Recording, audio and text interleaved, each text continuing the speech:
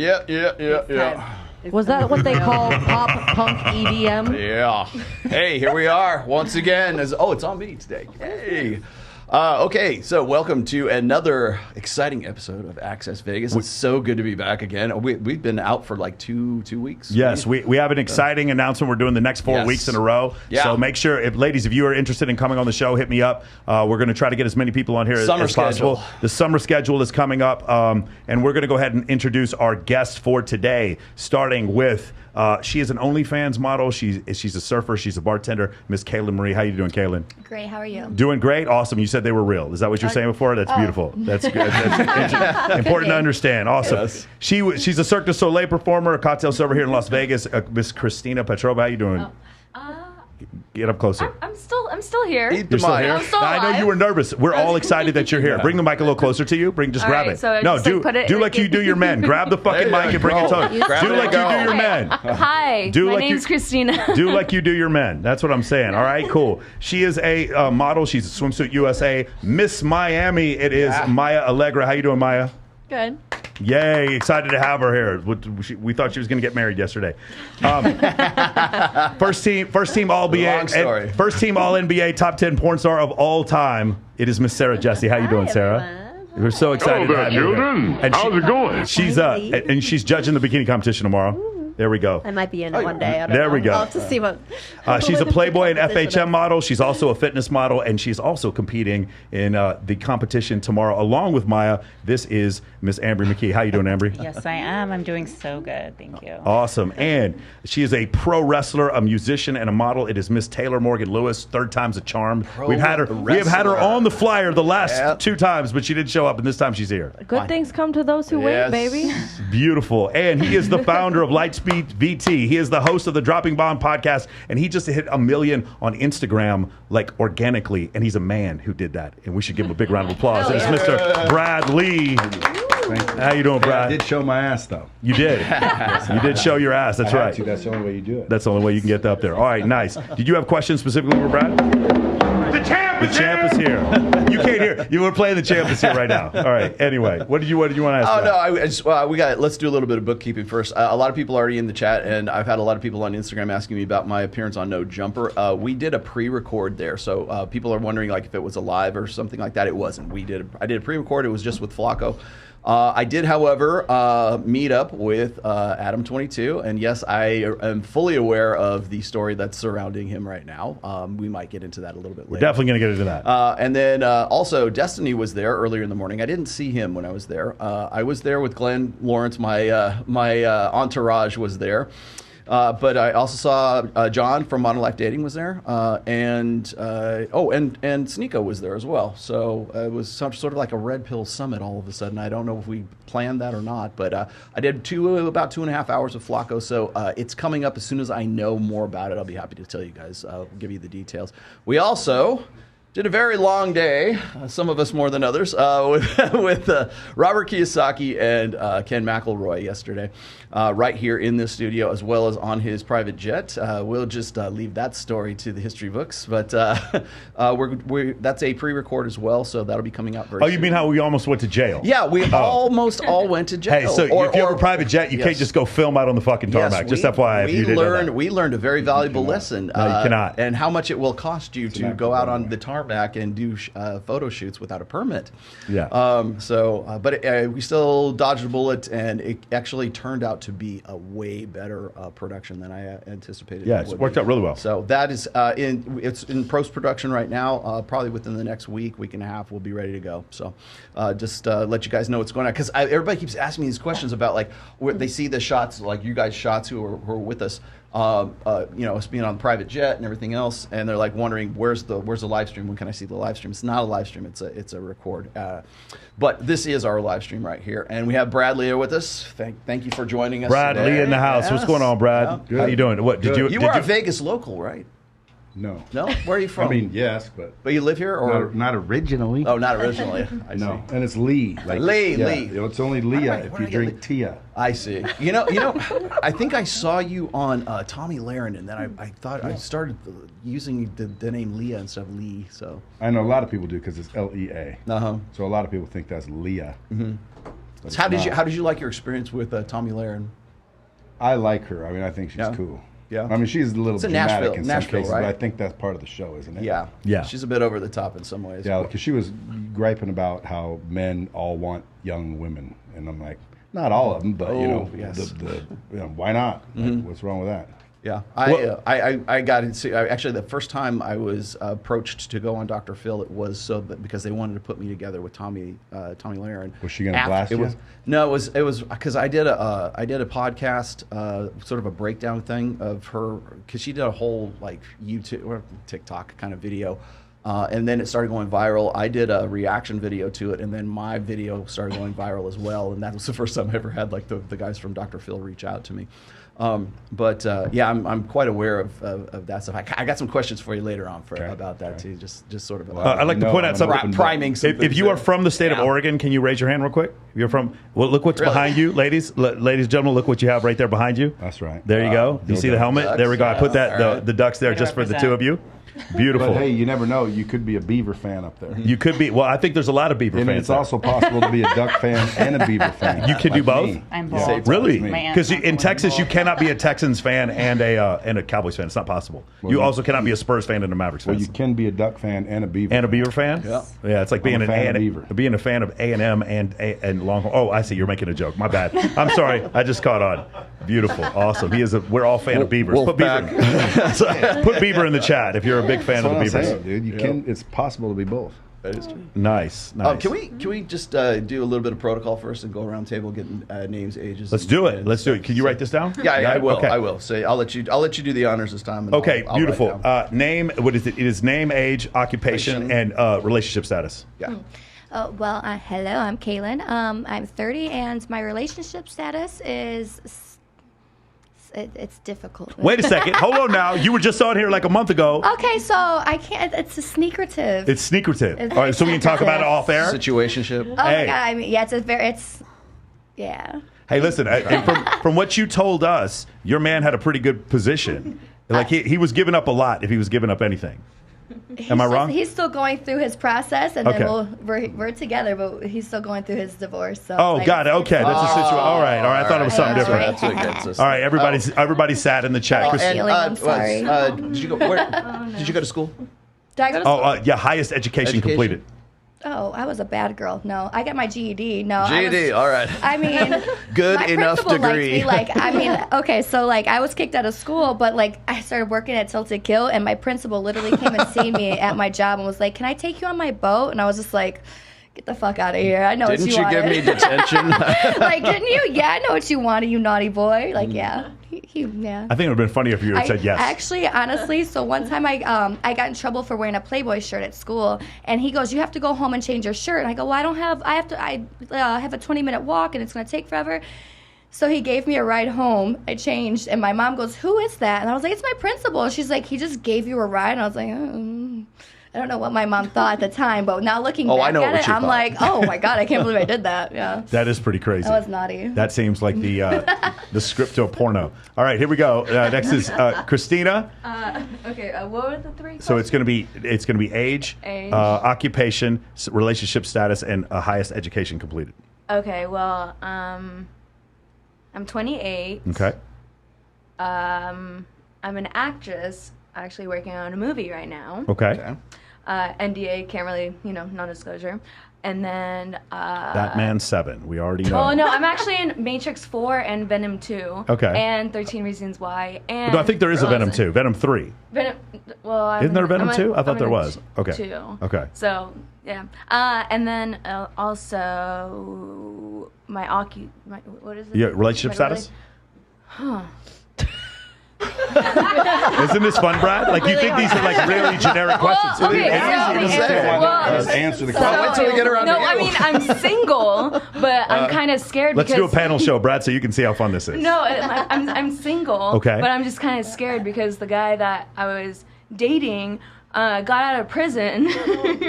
So I'm like... It's so funny. Like, I could have told the story without you telling me. You I don't want kind of him knew. to know you're single? So, I mean, no, I just don't want him to know where I am. Oh, wait. Oh, I just don't know. I don't know.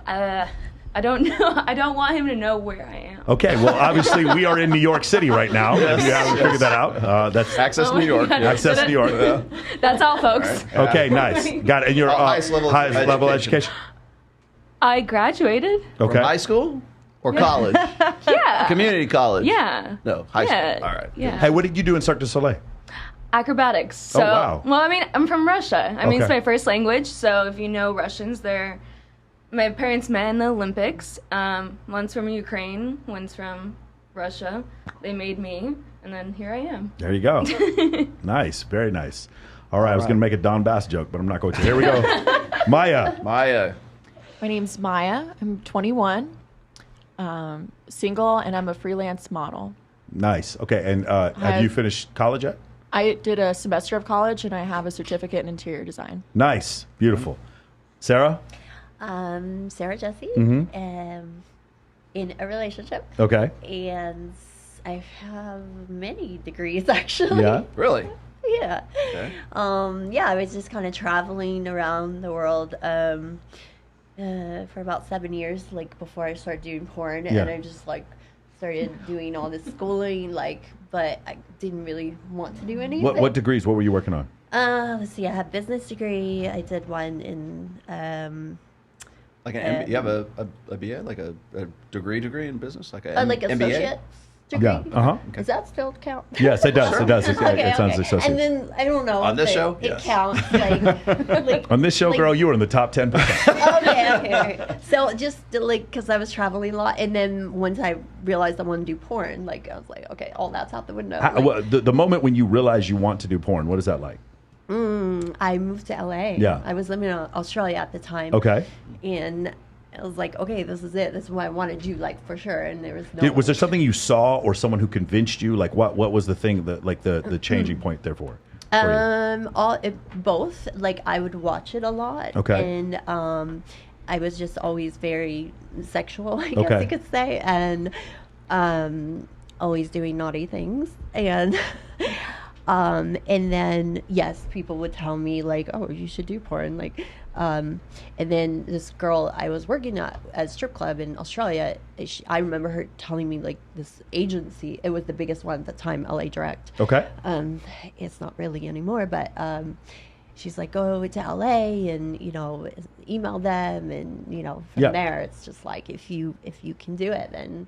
Did you have apprehension in the beginning? The reason why I'm asking this is because you did like traditional studio porn. It's not OnlyFans stuff. You're talking about like you started like doing traditional stuff. Yeah. And Like, I understand all the big companies, and I Yeah. still do. Yeah. So yeah, the first time I got in set, it was like they threw me in like a threesome with very experienced porn stars. Yeah. For Naughty America was my first scene, and yeah, I was just like, oh my god, it's overwhelming because I was the worst acting ever, and Yeah.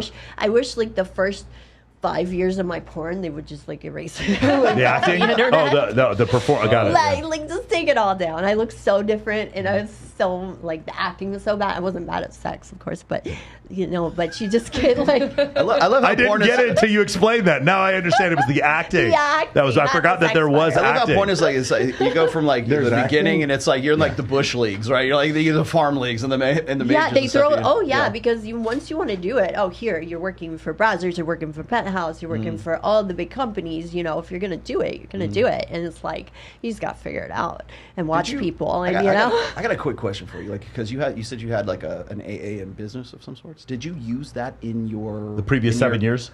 No. Did you use that in your experience with Before with porn? Yeah. Well, I mean, did you use it during porn as well? Oh, just being smart about business, Yeah. and like good financial, like have my money right. And I always all ask, that. I always ask that of because, course. and I'll ask this question later on, but like when we have girls who are on OnlyFans, I also do that. The, of course. Well, of course, but the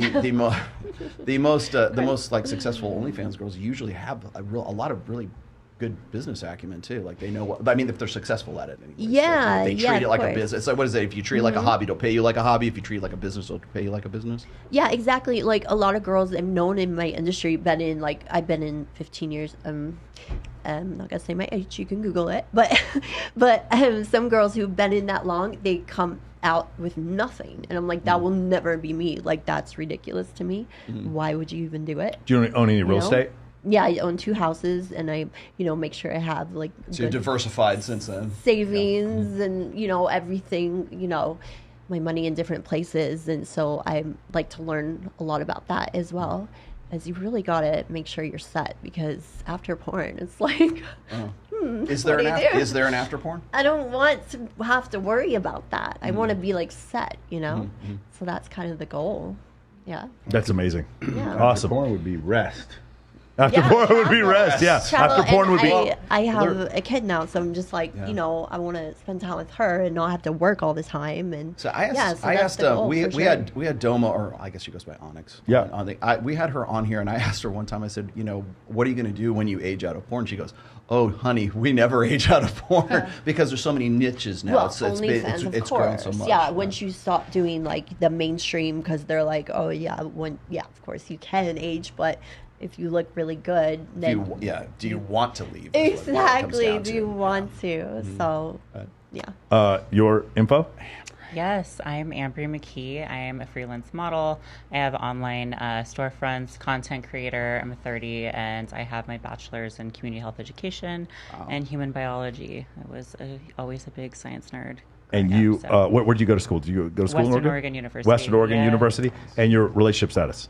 Oh, yeah. And then I'm single. There we go. All right. There we go. Come see her at the bikini competition tomorrow. Also, Kaylin, you're competing also? I am competing. You are competing? Maya, you're competing? Oh, shit. Taylor, are you competing? Oh, Lord. Oh, boy. I'm scared. I don't know. Talk to me tomorrow. Okay, I'll talk to you tomorrow. All right, see what kind of hangover you got. Okay, awesome. So I'm supposed to be a judge. You're right? a judge tomorrow. Taylor, what do you do? That's exciting. I am a Jill of all trades as well. I was a child actor. I professionally wrestled for Wow Women of Wrestling. How old are you? I just turned 30 in April, so yep, I'm fully expired now, Oh, no way. Hit the wall. Oh, you're just getting started, girl. No, I'm really excited about my 30s, actually. You got 5 more years. 30s are the best, for sure. Well, thank you. If Brad says so, then I guess I'm okay. I also do music as well. That's currently what I'm pursuing, and I have my real estate license as well, so I'm working into getting into real estate development as well. And so I'm just a busybody. It's complicated, honey. It's I'm a working complicated. woman. Got it. And Work comes first, always. Did you go to college? I did not. I just have my real estate license, but I'm considering going for business just to help with kind of everything that I do, because I own a few businesses, and just having a business acumen I think is extremely important, especially nowadays with all the opportunities that we have as women. I think it's really important to educate yourself and make your life the best that you can make it with your circumstances, and anything's possible if you put your mind to it. I'd like to point out, I'd like to state for the record, Your Honor, that every woman that is on this panel right now, with the exception of Maya, is close to 30, if not 30 years old, and or above. So we constantly get like a lot of flack for like hand picking certain kinds of women, or these girls aren't real girls or whatever. You got. Granted, you're in porn, but you also have other investments outside of it. You certainly do. You guys are essentially. Yes, I see that they said the IQ acumen. thing. I'm like, you know what? As a child, I actually did IQ testing where they actually called my parents and told them my IQ was so high, and it was like when I was in school, I was like, I couldn't even focus. I was like, I already bypassed everything. So the fact that these people are saying the IQ, first of all, I own my own home. I drive a Mercedes. You're watching me. I'm not watching you. Hilarious. Right? Yes, and I got to point out that even the youngest member of our panel was rubbing elbows with Robert Kiyosaki pretty much all day yesterday, and had some brilliant questions for him too. So as far as she's got a good head on her shoulders as far as like doing business and stuff as well. So just wanted to set that out from the outset. Now here's the uncomfortable question: how many of you have OnlyFans? Why not? Just kidding. Wait, who does? Who does? Okay. Okay, that's the only reason I'm throwing that out there, because that'll be relevant later on. Should I make one? Yeah. Should I make one? You should. Yes. Now, Brad, how old are you? 54. 54. Wow, really? So you are like 1 year younger than I am. Oh, yeah? Yes. So you're Gen X. Nice. Yeah. And your highest level of education, apparently from Oregon State? Dropped out of high school, 11th grade. And that's it? Never looked back? That's Didn't when need it. you had Not your oldest. Yes. Is that why you dropped out? No. Oh, okay. No, I dropped out of high school because my dad kicked me out of the house. Really? And, you know, like any 16-year-old kid, why would you continue to go to high school when, you know, you can hang out at all the parties after school? Was your dad a hard ass? A little bit. Yeah, mine too. Yeah, and so you know, I just quit school like a dipshit. But now that I look back, it's like it's the right thing to do because everybody else, all my friends went to college and now they work for me. Now, I tell people I didn't graduate, but I got 2 PhDs, an MBA, a couple of associates. They're like, how? And I said, well, you don't. I mean, I hired them. You just They hire work them. for you. they work. You don't need to get one when you can hire one. So our audience, well, certainly my audience, might not be familiar with you or what you do. Can you just give us a quick breakdown of like what have you done since you got kicked out at 17 years old? Well, I like to say I'm a businessman because that's what I am. I have businesses, multiple. But I also have a social media following because I don't know why, actually. You know, I started hanging around a couple people that had one and then kind of like Kim Kardashian, except for no sex tape. They just started, you know, following me. So I'm like, you know, shit, I'll post some shit. And then next thing you know, it just keeps going. So I don't really, I don't really say I'm a social media influencer. But a lot of people think I'm one, but I'm not. You kind of have to be these days, no matter what it is. Well, no, dude, if you can build a personal brand on social media, it goes crazy. It took me like 20 years to build my first company past $10 million. I've built like 2 or 3 more in the last year and a half just from the social media. What particular businesses were those in? For, like you said, you own multiple businesses. Like what exactly? Yeah, I've got solar real company. Estate or, I've got solar company, merchant services, financial services, RV dealerships. I've got like little bits of a restaurant. I've got, you know, Lightspeed VT, which is a software, training software that all these people use. What was the first one? What was the first thing you got into? And you had Tony Robbins, you had Grant Cardone, like some of the big names come through there. All of them. All of them. Yeah. They closed them. They would film their program there. Yeah, they'd come and create interactive courses in our studios that would go on our platform, our technology. Did Dan Fleischman get his RV from you? No, I don't know. Maybe I don't work at those dealerships. I just own them. You used to be an Acura dealer, right? I've never been a dealer. I used to sell cars. Car salesman. Yeah. Yeah, bro. I'm just a regular old dude that grew up and got lucky. There you go. Yes, that Ferrari outside looks very lucky. Now I got a podcast that's getting pretty big. Yeah. You know, other than that, people always think I'm an influencer, which I'm not. Then they think I'm a podcast Thank host, God. Yes. which again I technically am, but that's not what I do. I only run one business. The rest of my business, I have operating partners that I let them kind of mess with it. But I would say I'm an entrepreneur, businessman. So your first one was the Lightspeed. Lightspeed was that VT. one? And how did you get into that? Like, because how old were you when you started that? About 29, 30. Yeah. The story goes pretty simply. I helped this dude in the back of a dealership come out from, you know, washing cars to selling cars, and I taught him how to do it. And I realized I had the ability to show people how to make a shit ton of money. So I quit my job to go teach people, and then I realized it's not really teaching people requires certain skill sets. Well, I didn't realize it at the time, but anyway, long story short, I realized that, you know, you can't train somebody without repetition, practice, accountability. Sure. So I had to invent something to help me do it. And so I invented Lightspeed for me. And then it worked so well for me, I started showing it to all the other people, like Tony Robbins, Zig Ziglar, Brian Tracy, like all the people you've heard, John Maxwell, that were out there, you know, as subject matter experts. So I just closed those guys and let them go sell everybody. And I just took what I call a piece for my niece.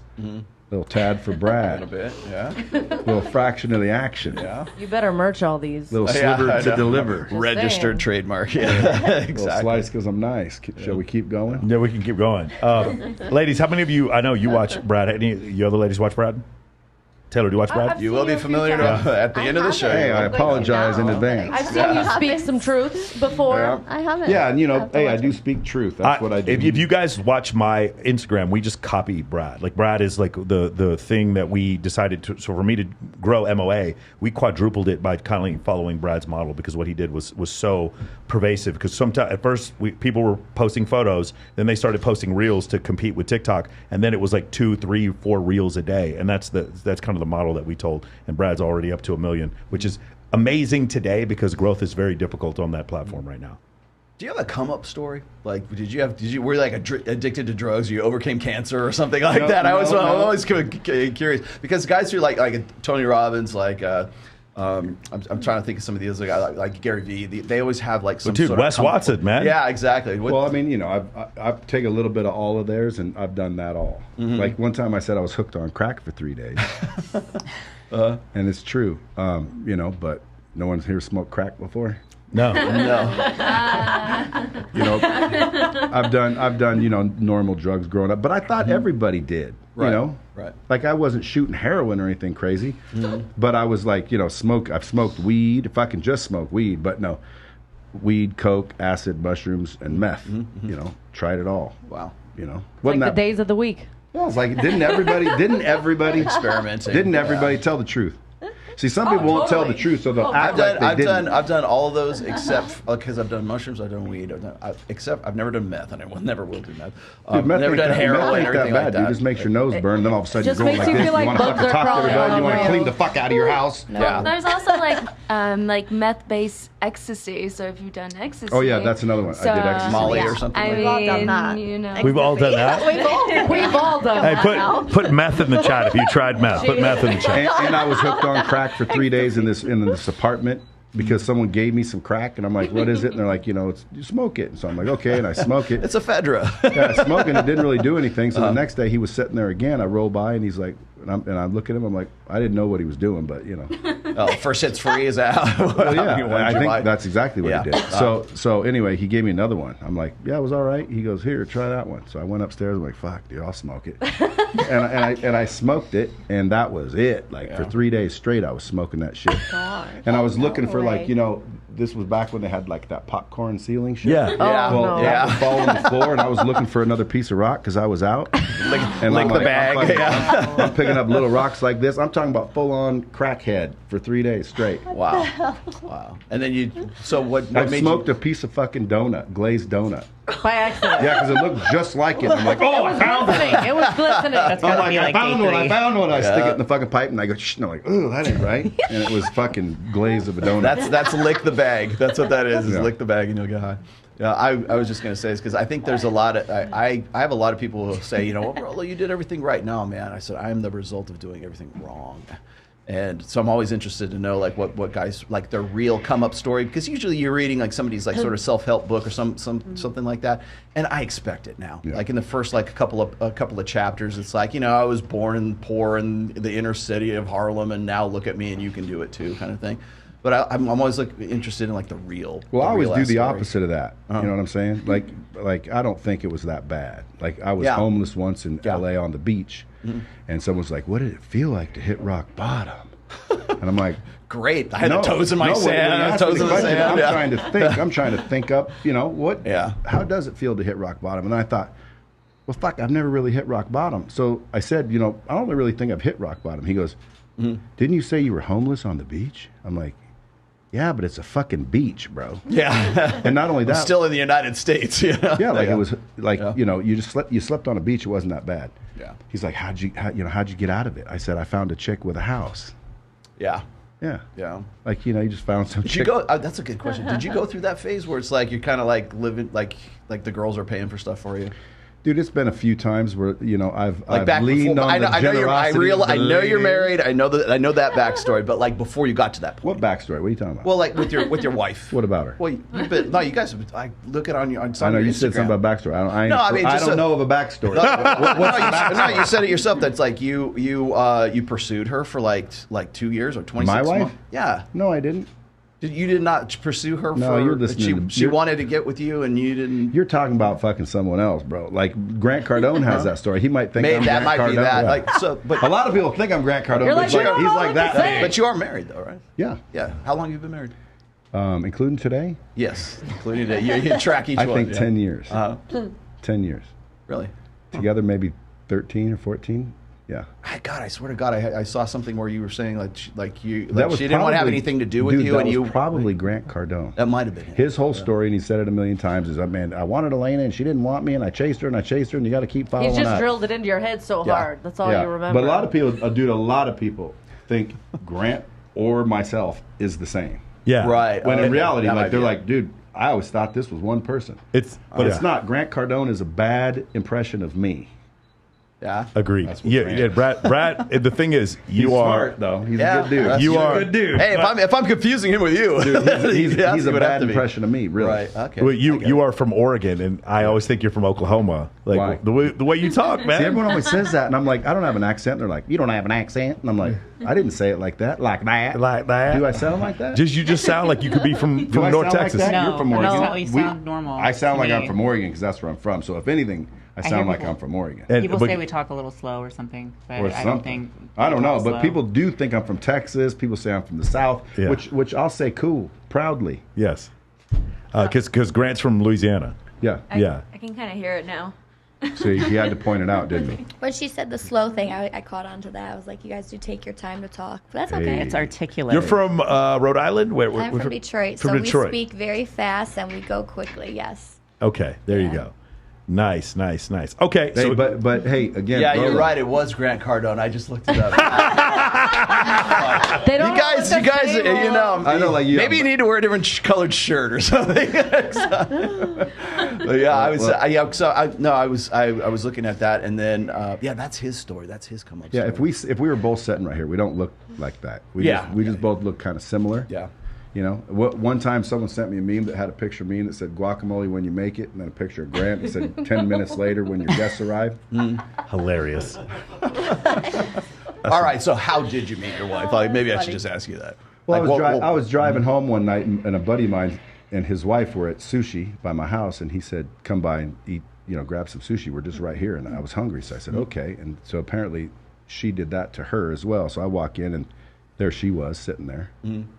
So I mean, I was single, didn't really want to be married again. Mm-hmm. I was already married once, and so that's it. That's The how I raw met her. fish brought you together. Yeah. No, I mean we didn't. I mean, it wasn't like we walked in and but like we started drinking. That was fun. Then we went back to my house. As soon as I walked into my house, she went no, just But you she wouldn't leave. Yeah. Like So one that day was there like- was 2 shirts in the closet. Next thing there was fucking 30 shirts in the closet. And then we marking had a her dog. territory. Yes. Bro, let me tell you all about that. I'm going through that right now. Dude, Let then me she tell brought a you. dog over. Yeah. And I'm like, do you live here? One day I said, she goes, I can. I'm like, okay. So that was it. And then we just never left each other. She just came home and you never left the house. It's like, all right, I'm in. That's pretty much what happened. Wow, that's crazy. But the first wife is when I moved to Vegas, I met my first wife here in Vegas. So I've been here since '91, like since you guys were all 2. How long did that last? 10 years. 10 years as well. Yeah. She wanted to be the boss. Really? How did that work out? Nah, yeah. I mean, dude, listen. I'm a traditional male. Did she want to take over like your business? Did she want to be a part of like what you were doing? I didn't have a business then. No. She left you in the divorce. You mentioned She didn't leave me. No, I'm saying she left you the business. She took the house. You took the business. We just bought a house before. You made a bunch of money on houses. It was right before. So as soon as I gave her the house started rising. It was a time where like the real estate around here was getting ridiculous. You remember that? Yeah. Anybody remember that? Yeah. So she said, "Give me the house," and because we were getting divorced and there was no contest. I didn't have anything. She could have everything. I'll leave, and I worked. So I just said, give me the business because I just started Lightspeed. And she laughed at me. She said, "You can have your stupid fucking business. You're gonna go broke." Wow. Hey, what's worth more now, the Lightspeed or the house? The Lightspeed's worth thousands of houses.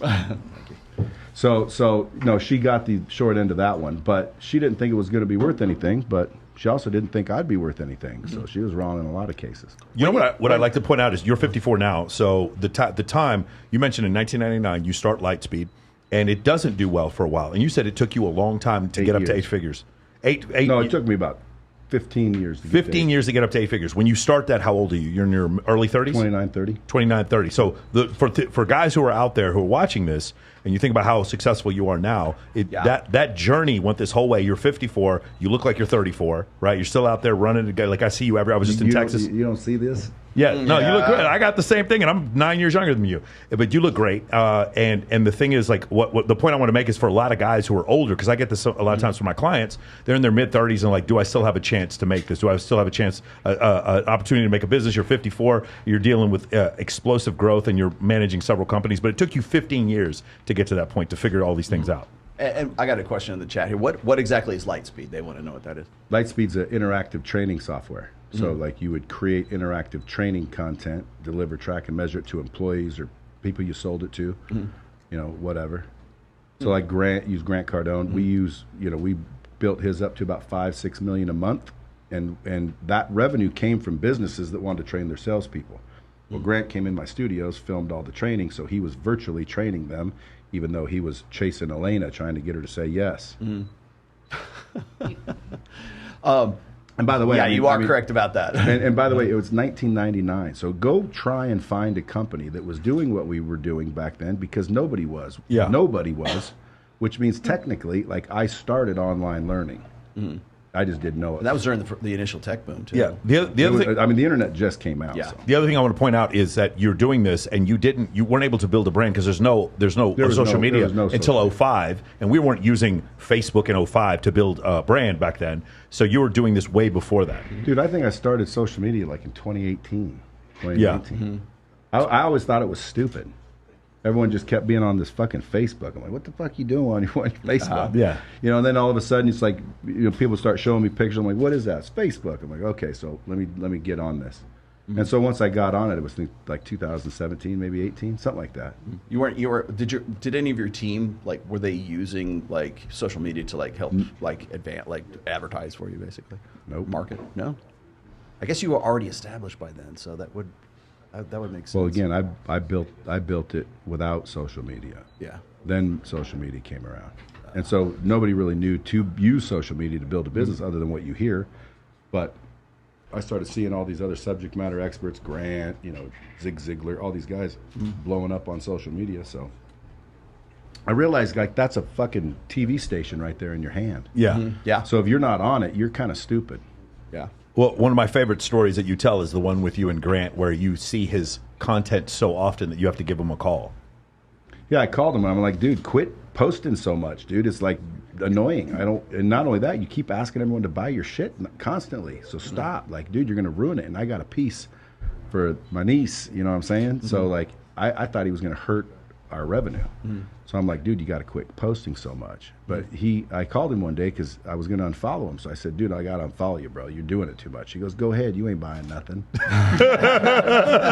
That's such a great microcosm for those people who have a business and want to start posting. It's like the people who are complaining aren't going to buy your shit. They don't matter. Like, I don't know if you guys remember a long time ago. You remember New Kids on the Block? Yes. New Kids on the Block came out, and there's all these people like, oh, those dudes are gay. It's so gay. You're watching it. And they're like, these guys are like worth tens of millions of dollars and surrounded by women. They don't care about the guys calling them gay. Yeah. They just look at all the money they have and all the women like drying their tears. That's real. When you understand being an influencer, that is the thing. You care about the people who care about you, and everyone else doesn't matter. And you can become so outrageously rich doing that. And that is the ultimate key, is coming to that realization. Yeah. It's the same thing, and it's the same thing as any kind of content creator. It's like when you understand other people not liking you just helps the algorithm, and the people who do like you help your bank account. And that's how it everybody's works. A fan at some point. I got this question for you, and this is, I think, I remember you having a conversation with Tommy Laird. You were with Tommy Laird, right? It wasn't Grant Cardone. That was me. Okay. And during that conversation, I think this what it was about. It was what we called the NILFs, right? The no income living with family, and I believe it was about like guys today. And I want to sort of put this to the panel as well. For those of you who are single, are you having trouble finding a guy who is like a quote unquote high value guy? And is it because of your own expectations, or is it because you don't think that guys are sort of living up to a particular standard that would even just meet the minimum requirement at this stage? We had this conversation with Robert Kiyosaki. Taylor, are you having a hard time meeting a quality guy? Well, I have a quality guy in my life. It's complicated. However, I just believe you kind of have to put out, like, if you believe that you have value, I feel that the universe or the spirit or whatever will recognize that frequency that you're putting out and give you that same frequency back. However, most of society, let's be honest, has mental health issues and is really fucked up in the head, to be honest, and doesn't know their own value. So we're just a bunch of people that don't know our own values, constantly looking for validation in each other that may or may not be there. So for me, I think I just look too deep into it. That's why I was saying it's complicated for me, because I'm not into casual dating. I'm not into wasting my time trying to fix somebody else's problems. Like, we're gonna build or we're gonna bullshit. That's what it's gonna be. Yeah, it becomes rougher, like, because every day you're not competing against other dudes. Sometimes you're competing against like just going home and being single. Exactly. Right, and that's and like as every year there become better and better things to occupy our time. Everything from Netflix to cars and toys and porn and whatever it is, video games. Or books or whatever. Every time you do that, because that's what it was for me. I'm in a relationship now, not because I was looking for a relationship, but because I wasn't looking for one, and she was better than me being single. She was better than everyone else, but she's also better than me being single, and that's really hard because being single, there's a lot of things to occupy your time now. What do you think? Are you having a hard time? I don't think so. Since I moved to Vegas, I've been here for like 2.5 years. I hadn't been open to it, so I hadn't really been looking, but I've been in positions where I think that I put myself around the right people if I do want that, and I've been more recently like thinking like maybe I am like ready for that. But for me, I was like I've been trying to like set up my life and be in a good place, and honestly living my life and my single life and building my life. Not like single as in just like going and frolicking around, but it's like I'm on my schedule. I love my life and my structure and like traveling and just like doing whatever I want. And it's like, okay, so now somebody has to like come in and really compliment my life. For sure. You know, so it hasn't been That means they have difficult. to be rich. Do you think that's what it's about? Yeah, Well, when girls say they need to compliment my life, that means they need to have something. Yeah. They Bring can't value They added. can't be brokies. That is Which true. again, I mean, if I were advising young women that are out searching for people, I would advise. And by the way, you were correct in your assumption that people don't know their own value. That's the problem with people. A lot of people want to raise their net worth, but they can't raise their self worth, and you're never gonna like outperform your own self image. So, you know, to me, you're just going to run in a circle until you start raising your value. That was good. Surprised you said it. Thank you. Like, dang, she's smart. She is. I've been watching a lot of you. Oh, good. Well, again, because I do say that, I'm thinking, hey, yeah, she's right. That's right. But what was your question? No, I was just going to ask, because I know you had that conversation with Tommy Lahren, and right now it's kind of like the topic du jour. We talked about this with Robert Kiyosaki yesterday, so I thought it might be a good follow-up question for here. Primarily it was about the fact that more and more young men, latter half of the millennials and most of the Zoomers, Generation Z, are basically unemployed and don't want to get employed. I'm sure. But during the conversation you had with I don't believe that. You don't believe that? No. I mean, statistically, that's What do you think's going on? right now. What do you think's going on, Brad? Going on with what? What do you think? Like, why are people reporting that? You think they do want to work? The media, Brad, go. Oh, 1, 2, 3, go. yeah, Media, go. Here we go again. Yeah. The media. The media lies. We all know that. Okay. Right? Okay, good. Yeah. So, like, they want to get us all arguing and shit. They'll say something, and it's not even fucking true, and then everyone starts saying shit. Like, young people don't want to work. Fucking all the young people want to work with me. Like, there's young people everywhere making money. Tons of money because of the internet, mainly. But there's young people that want to work. In my opinion, everyone here that's 30 is young. Y'all want to work? Yeah, I think it ties Everyone in wants back to to the work. whole. Nobody doesn't want to work. I think it ties into the whole like self-worth thing. I think we want to work, but we want to work what we believe that we want to get paid for what we're worth, and we want to do things that we feel he we're said that worth. They say nobody wants to work. I agree with you. I think it's the media creating more cultural People divide wanna work. because it's something more to bitch about. I just did last Sunday. I did a dedicated show to this. Brett Cooper from Daily Wire was talking about exactly the same thing. Going over the statistics. I mean, we can talk about college enrollment as well. So you've got guys who it's at 60-40 right now for females versus males. You're looking at women becoming sort of the primary employment of primary worker over and above like men right now. What was it? The women. That's the problem with the world, folks. Well, women between the ages of say like 25 and 44 by 2030 will be single and childless at that point, but they'll be working. Who? Women will? Yeah, women will be. That's according to. That's why we need to Morgan educate Stanley. the young men to grow up and start taking care of them. That's exactly. Well, see, that's exactly what I was getting at is that for statistically speaking, right now, fewer and fewer men are going to college. Fewer and fewer men are like participating in society. That's what Tommy Learn was saying with the conversation you were having. College, again, I don't blame them because again, college isn't where you go to get rich. Okay, period. So if you want to get rich, don't go to college. Go live and go start learning and follow someone who's already got rich. Like, dude, it's not that difficult in life, right? You figure out what it is that you want, right? Most people can't do that. But once you really figure out what you want, then you find someone who's already done it, who's already got it. And then you find out what the fuck they did, and then you do what they did. And 9 times out of 10, you'll get what they got because laws say that like action causes like result. Yeah, so to what Brad's saying, a lot of people, they get into this entrepreneurship space and like, I'm going to do it my way, and they don't look or humble themselves enough to realize someone had already walked this path before and knew what to do. So, for instance, for me, the networking I do, coaching, a lot, mentoring, for sure. Find someone who's already done it. If I wanted to write a fucking best-selling book, I'd ask him, "What the fuck did you do?" And he'd go, "I did," and then I'd go do it. Now, if I failed, I'd come back and I'd find out a little more information. Why? Because he's already done it, dude. I don't have to figure the shit out. Yeah. For the networking, it's Dan Fleischman. For my social media, I look at what Brad does, and I look at what Wes Watson does. I look at what Wes Watson does a lot for my YouTube clips. I look at you guys, you and Fresh and Fit for my clips channel. I look at, for my sales team, I look at Cole Gordon. Every one of these guys is doing fantastic, and we take pieces. My affiliate program comes from Andrew Tate, Justin Waller, and the Hustle University. Every single thing I do, we copied something else. I tell my social media manager hits me up. She's like, "How many reels should we post today?" And the answer is, how many is Brad posting? That's always the answer. You have to be able to humble yourself to say, somebody is doing this better than me. 10,000 hour rule. That's what we talk about. They talk about in the Tipping Point with Malcolm Gladwell. And when you do that, the thing is, right now, one of the great things about social media is like, sometimes when you watch somebody build a business, you don't know what the inner workings are. But with social media, you get to watch step by step. I can go back and watch what Brad was posting 2-3 years ago, or what his first videos were. There's a blueprint that's there. It's so easy to copy when it comes to social media, and that's why that part is so great. Let me ask Maya here real quickly here, because you are the youngest on the panel here. Do you think that you're finding more and more of guys who are, like, say, within your peer age? Do you find them unmotivated or sort of listless or lazy or anything like that? So we did touch on this a little bit yesterday with Robert.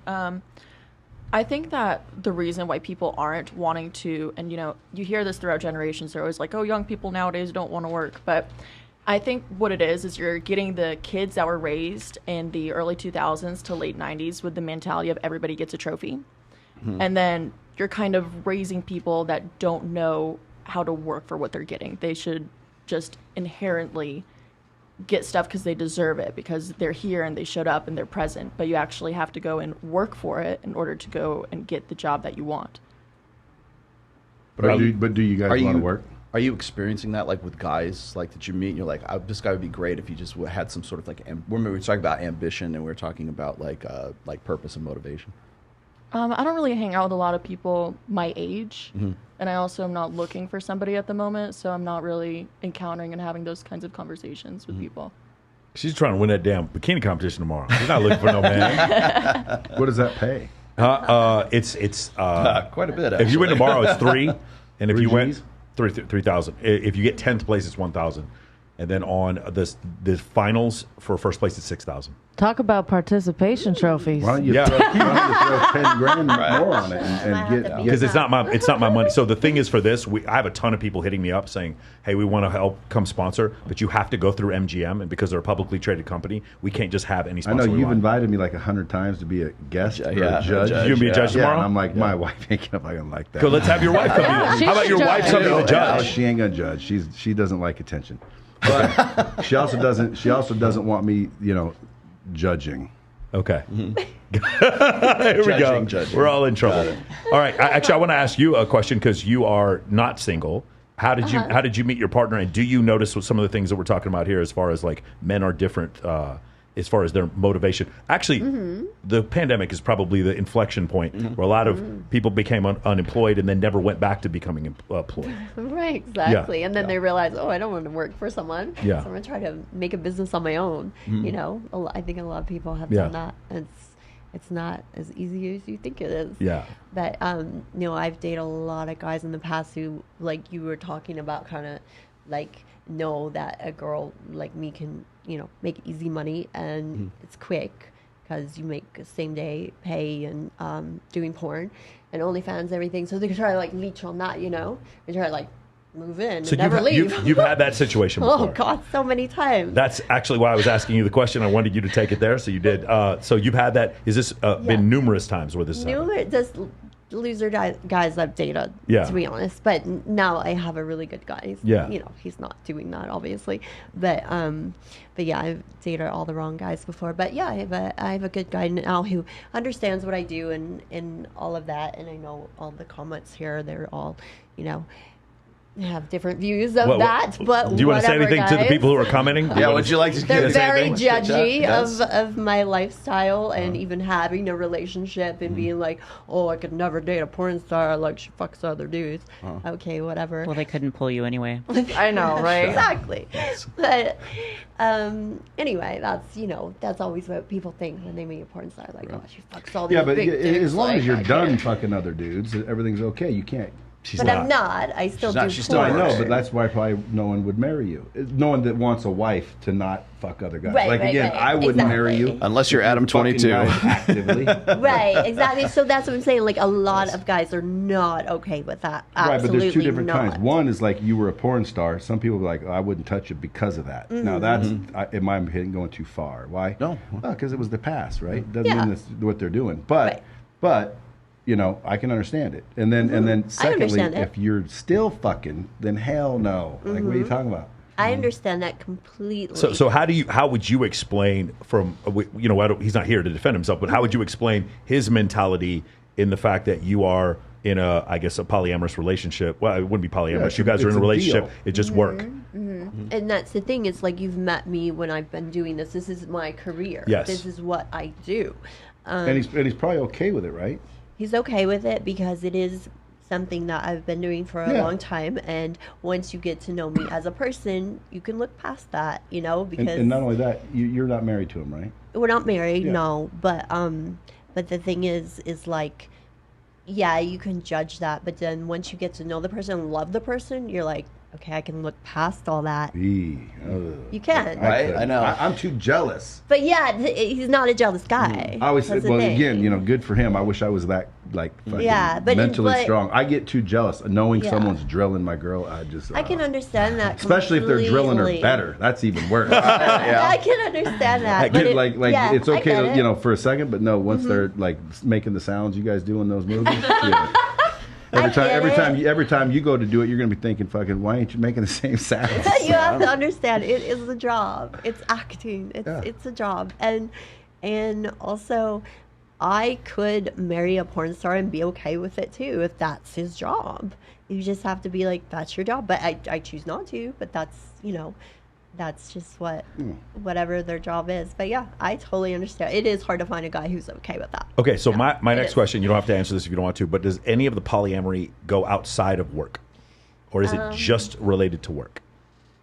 It's just related to work. It's just work. So other than work, you're in a semi-monogamous relationship? Yeah, exactly. Okay, cool. Yeah, because it's a job, you know. Like how about that, Brad? Would that work with you? It's just work. You're in a monogamous relationship, but what she does outside of it is just work. It's just work. That's not good enough, Brad. Understands it. They don't. Unless you're in my industry, you do not understand of course, yeah. it. And I get that. If I wasn't in my industry, I would never understand it either. But yeah, when you're outside looking in, it's hard to get it. I could literally see Brad outside looking in, like watching. Brad, would you have married your wife if she'd been a former porn star? No. No? Why is that? Why? How come? Well, because part of her charm was how innocent and sweet she was. And if you're, you know, a porn star, you got way more experience than she did. We did, exactly. We deal with this quite a bit, at least in my niche, anyways. Is guys want to say, well, there's a certain like threshold for like body count for like a particular woman. Yeah, but that's because part of my attraction to her was how sweet and innocent she was. If you ask the different question, was she married before she met you, or no? Did she no, she was like 13. No, just joking. Mark that. But if you'd asked me the question, would you marry a porn star if you ever met one that you fell in love with? Sure. Like, I don't care that what she did in the past so much. Again, would I prefer one? No.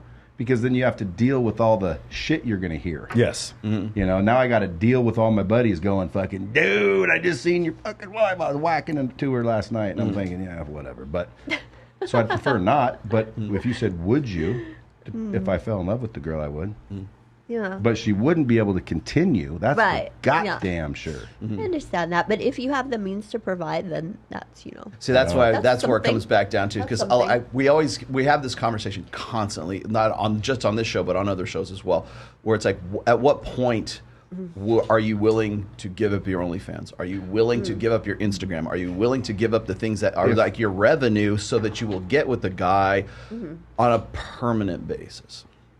Well, if I were, again, counseling women, my answer would be fuck dudes, okay? Like, keep your Instagrams and your OnlyFans and keep making your fucking money until you find one that's okay and worth, like, stopping that shit for. I agree with that. I would do that because, again, Totally. like, a lot of these dudes ain't worth it anyway, right? They're not worth That's it. right. So you, Not worth losing your money over. But that's you keep that's doing the it. Don't paradox worry that about they other run people's into, opinion. though. That's what I'd say. Don't worry about people hating on OnlyFans. They're mad because they ain't got it. All right, so let's look at this from the other standpoint, right? So the complaint is like the generic sort of red pill complaint is, well, because they're doing this makes them less attractive to high status men. This is their complaint. It's not their words, not mine. Yeah. But like as we go down this path, it's like, well, by the time you figure out or find the right guy, you're at an older age and you've been with a lot of guys, and then some of these guys won't want you. That and 90% of the women who take. Well, you're not going to take women out of high paying gigs. Yeah, so that's unless you make at least that much and 50% more. So this is exactly my next point, and that is, as we go forward, then your ability to make more money doing less in this industry becomes easier and easier as more girls. Like, again, a couple years ago, 2019, this room would not have had 4 girls in it who were on OF. Now, the fact that anytime we have less than half the girls in this room on OF, I'm surprised, right? And it's everything from, say, Kindly Myers and Caitlin Runk, and I think you're the same way, they don't even do nudes, and 2 girls who do guy-girl porn. Huh? Well, if you're not doing nudes, what are you doing? Like feet or something? Ask her. What do you do? Yeah, people do. There's like a fetish bikini. Yeah, when I did it, I didn't do anything nude. Domo said I should start an OnlyFans and like show pictures of my feet. I'm like, what? Guys make a lot of money off of that. Also. What's that? It's like there's tiers to it. So there's like non-nude, there's like implied, there's topless. What's implied mean? Implied, it's like where you're holding your boobs. Covering your boobs. But you're still not nude. Yeah. So you don't do nude. I do some, yeah. Do you make a bunch of money doing it? I do pretty good. Yeah, I mean, if you're making a bunch of fucking money, dude, I'd show my dick if I had a billion fucking chicks paying me $7, I'd be like, click every day. It wouldn't be chicks. I'd get it all fucking half off and be like, bam. Maybe like 1%. Why wouldn't I? Well, there you go. And that's where it comes into now you play. Is the understand. juice worth the squeeze? That's kind of what it is. That's what. But no, my point is, there's dudes with OnlyFans. Yeah, there are pages, tons too. of them. But my point is the opportunity cost. We're just looking at it from a strictly economic standpoint. While that was a tough decision initially and is becoming a less tough decision now, as we move forward, like Rich Cooper says, enjoy the decline. Right. I think we're going to get to a point where it's like, you're going to have a girl, and I've seen this several times. I would never start an OnlyFans. I want a typical man. I would never do this. How much money do you make a month? What the fuck did you say? $400,000 a month? How many houses do you have? And then we're just going to get to that point. I'm not saying it's a good thing or a bad thing. I'm saying that's, I think, unfortunately, or fortunately, that's where we're going. Well, even the perception of the fact that you've got women who can make like ungodly amounts of money doing OnlyFans, like especially during the pandemic, that was like the #1 career choice of women, because they're like, well, I can't go outside, I can't do anything, but I got this webcam and I got this laptop, so like maybe I'll join OnlyFans, and suddenly they're making more money than they ever could have possibly made with the nursing degree that it took them like 6 years to get, so they could be an LVN. And they didn't have to get a vaccine. And didn't have to do that either. And so now they're making this all money hand over fist. And on top of that, they're being rewarded with male attention constantly online. We were talking about this yesterday. Why is it that like guys would rather pay a small fortune to for a membership for OnlyFans rather than just jerk off to porn instead. But there's that want for that connection. There's that People want for really that, want that connection. Yeah, there's I that feel want for like. that to know that somebody's out there that gives a shit about them, and that's almost more marketable than actually. I'm sorry to say, but more marketable than porn, at least in the sense that it's like churn marketing, right? I would say they keep for coming me back for more. personally, I get more people wanting to connect and like have a friendship than they are looking for something like explicit. Like there's like those aspects of it, but I feel like it made me realize like how many people are so lonely and so like friendless, and I feel like you provide something that needs fulfilled for them too. It's almost like psychological help, so therapy. Yes, definitely, very much so. A third of men under the age of 30 are having no sex. No, a third under the men under the age of 30. And so, like, while porn may be a cope, it's also a part of the reason why they don't have more sex. Dude, who's counting? So you just general surveys. Just take several surveys. You have several surveys. You sort of average them out. See, this is the thing with Brad. Brad, this is all new to Brad. I love because this. you know how those He stats needs work, the source. right? You guys He know needs how the the stats source. work, right? Like 72% are made up on the spot. 60% of the time, they work every time. I'm serious. Like that's how they're made up. They're just fucking made up. Well, maybe I don't know. I don't know. They say 1/3 of the men don't fuck. Who counted and when? I didn't hear nobody ask me if I fucked. Knocking on doors. What are you talking You about? fucked today? You know what they do? They fucking take a little sampling of guys and then they extrapolate it out and they say, okay, if out of these 100 men, only 3 of them are fucking, only 3% of men are fucking. Not true. You need to ask everybody first. Then you can get a statistic. I don't believe a third of dudes under 30 are fucking celibate. I actually think it's not that they're celibate; they can't get laid, and that's called celibate, bro. Right. Well, no. Involuntarily celibate. Whatever, but they ain't fucking, right? Right. I think it's higher than that. Brad. I think it's higher than 33%. Tell the viewers. Let's do a survey just with the viewers. Put a put a one in the chat if you're fucking. Okay, put a one in the chat if you're fucking. Put a 2 if you're not. Now count. And if it just happens to be a third, I'm gonna go. Fuck. Goddamn. See? We got to get to super chats anyway. So by the way, that's how they do the stats. No, it's for the GSS survey. It's way more. It's like tens of 50,000 people. It's pretty massive. George Carmona, and they do it every year. Producer extraordinaire. We want to get to the supers today. We got some supers, and we have Coco reading the supers for us tonight. So we're gonna start off with the ones that came on Michael's channel. Oh, you're talking about super chats that came on my channel. Yes. You confused my audience for a second there. They came on my channel? No. What the fuck are you talking about? Some supers came in. All right. Dirty. All right, so the first one is a $2 super chat from UJ, and it says, Rollo making the guests feel uncomfortable again. That's what we do. Oh, great. Good. Why? Because I'm yoked now? Speaking to the mic, Coco. Were you not before? Coco. What is a super chat? Coco, speaking to the mic. There you go. And the second one is from Intel Wild, $2. Rollo, please unblock me on your channel. No. All right, now on to Rollo's channel. Okay. We got a $10 super chat from Sergio. It says, if Rollo had an OF, he would take pics with his beanie off. If you want to jerk off to my long, luscious hair, all you got to do is follow me on Instagram. Hey, is there any way you can set a minimum for those? Yeah. You you just don't read them below. Yeah, you don't read them below a certain. So Fresh and Fit will do nothing below $50. Yep. Yeah, when they do theirs. All right, I want to start doing these. That's what I'm saying. I'll come. Hey, I'll come co-host your first one. I will. I'll walk you through the whole thing. Yeah, you probably do well with it. All right. It's from Philip Smith.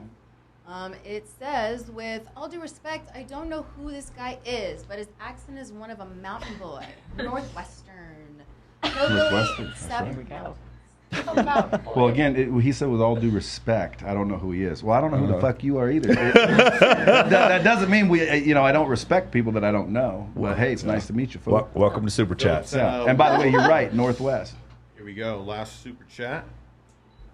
It's from the same gentleman, Philip Smith. It says, thank you, Rollo. You literally changed my life. Just finished your last book for the 3rd time. Also respect due to Michael Sartain. Do you have a book I can read? I don't have a book written, but I do have a book list. If you go on my school server, I'll give you the 30 books that are required for Men of Action that have changed my life. Definitely. I have another book list. It's 255 books, but those are all my favorite books.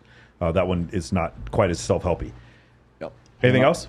No, that was it on the supers. I'll pay $10 and get a super chat. All right, go. I would want to know, like, what books would you recommend? Oh, okay. What books would you recommend, both of you? For what kind of just topic? give them 3 books. Well, they want to know if you got a book. You didn't. So now give them 3 that they should read. If I was read his and it changed their fucking life. What 3 books will change their life? I think the ones. I guess I didn't make him feel uncomfortable. Yeah. If you want to start a business, my favorite 3 books are going to be The Eve Myth Revisited. It's going to be The One Thing by Gary Keller, and it's probably going to be Extreme Ownership by Jocko Willink. Those 3 things right there, because leadership in the self-help community, the thing that I've seen, other than Jocko, that is actual leadership. What's happened is a lot of guys have a skill set, or they're really good at sales and they make a lot of money, but there's a leadership component that I feel like that's missing. Well, there you go. There's a leadership component that's missing, and if you've been a military officer, you know the difference between good leadership and bad leadership. So that's one of the things I specialize, and that's one of the things I would. You can't even spell leadership without me.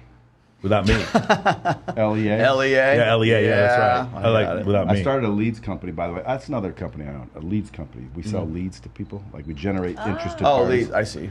Yeah, and my motto is, if you don't buy leads from me, you just get the D. Everything is a byline, isn't it?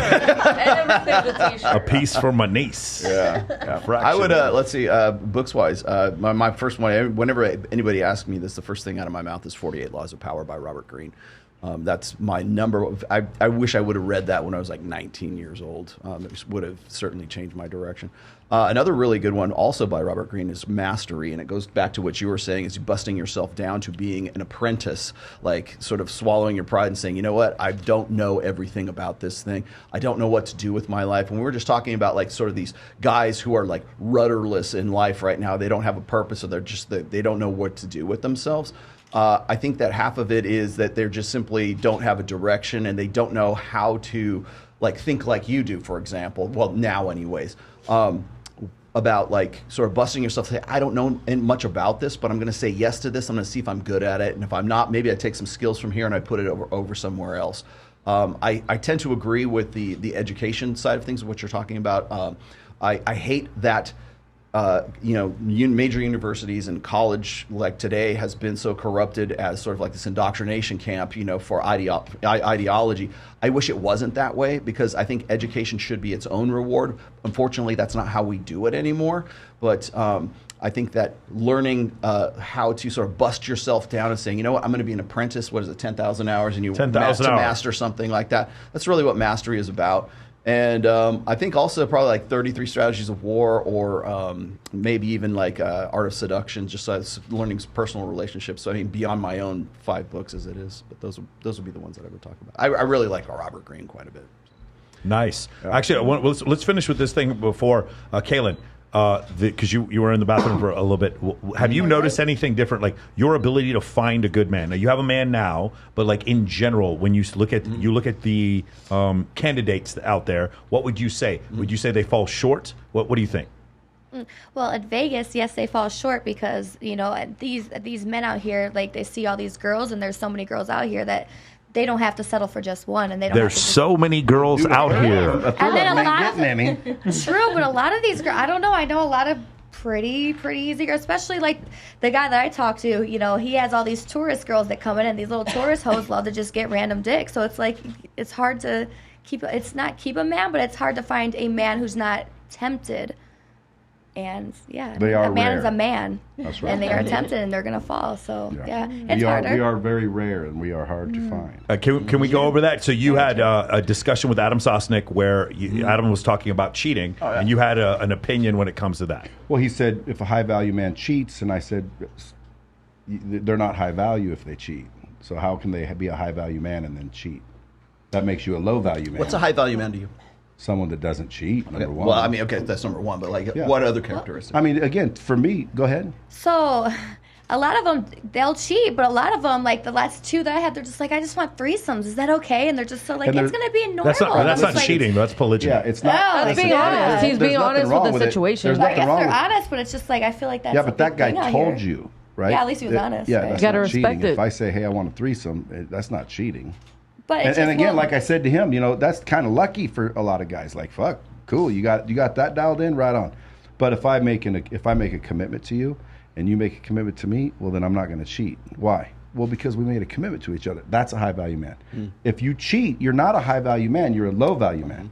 And what's funny is most people don't realize it, but you're not really cheating on her. You're cheating on yourself, and that deteriorates your self-worth. And that's why you get all fucking butthurt when she finds somebody better, because you weren't any good. So that's why, because you're a fucking cheater. So you got to like keep your fucking words. Now again, have I ever cheated in my life?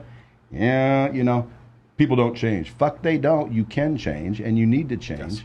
You know, but at the end of the day, a high-value man won't cheat. Personality is not static. Kaylin, have you ever been in a relationship with a guy where you were having threesomes and he still cheated? Oh, no. No? Okay, because I'm about to say, fuck that guy. I'm very pleased. That is, I don't get offended. Dudes who do that piss me off. That is the one thing. It's like, if you have a girl who's bringing you women home and you still cheat, you are a piece of shit. I don't understand how you do, because you didn't do it with her. What do you mean? Like, if you have an open relationship where it's not open, it's polygynous.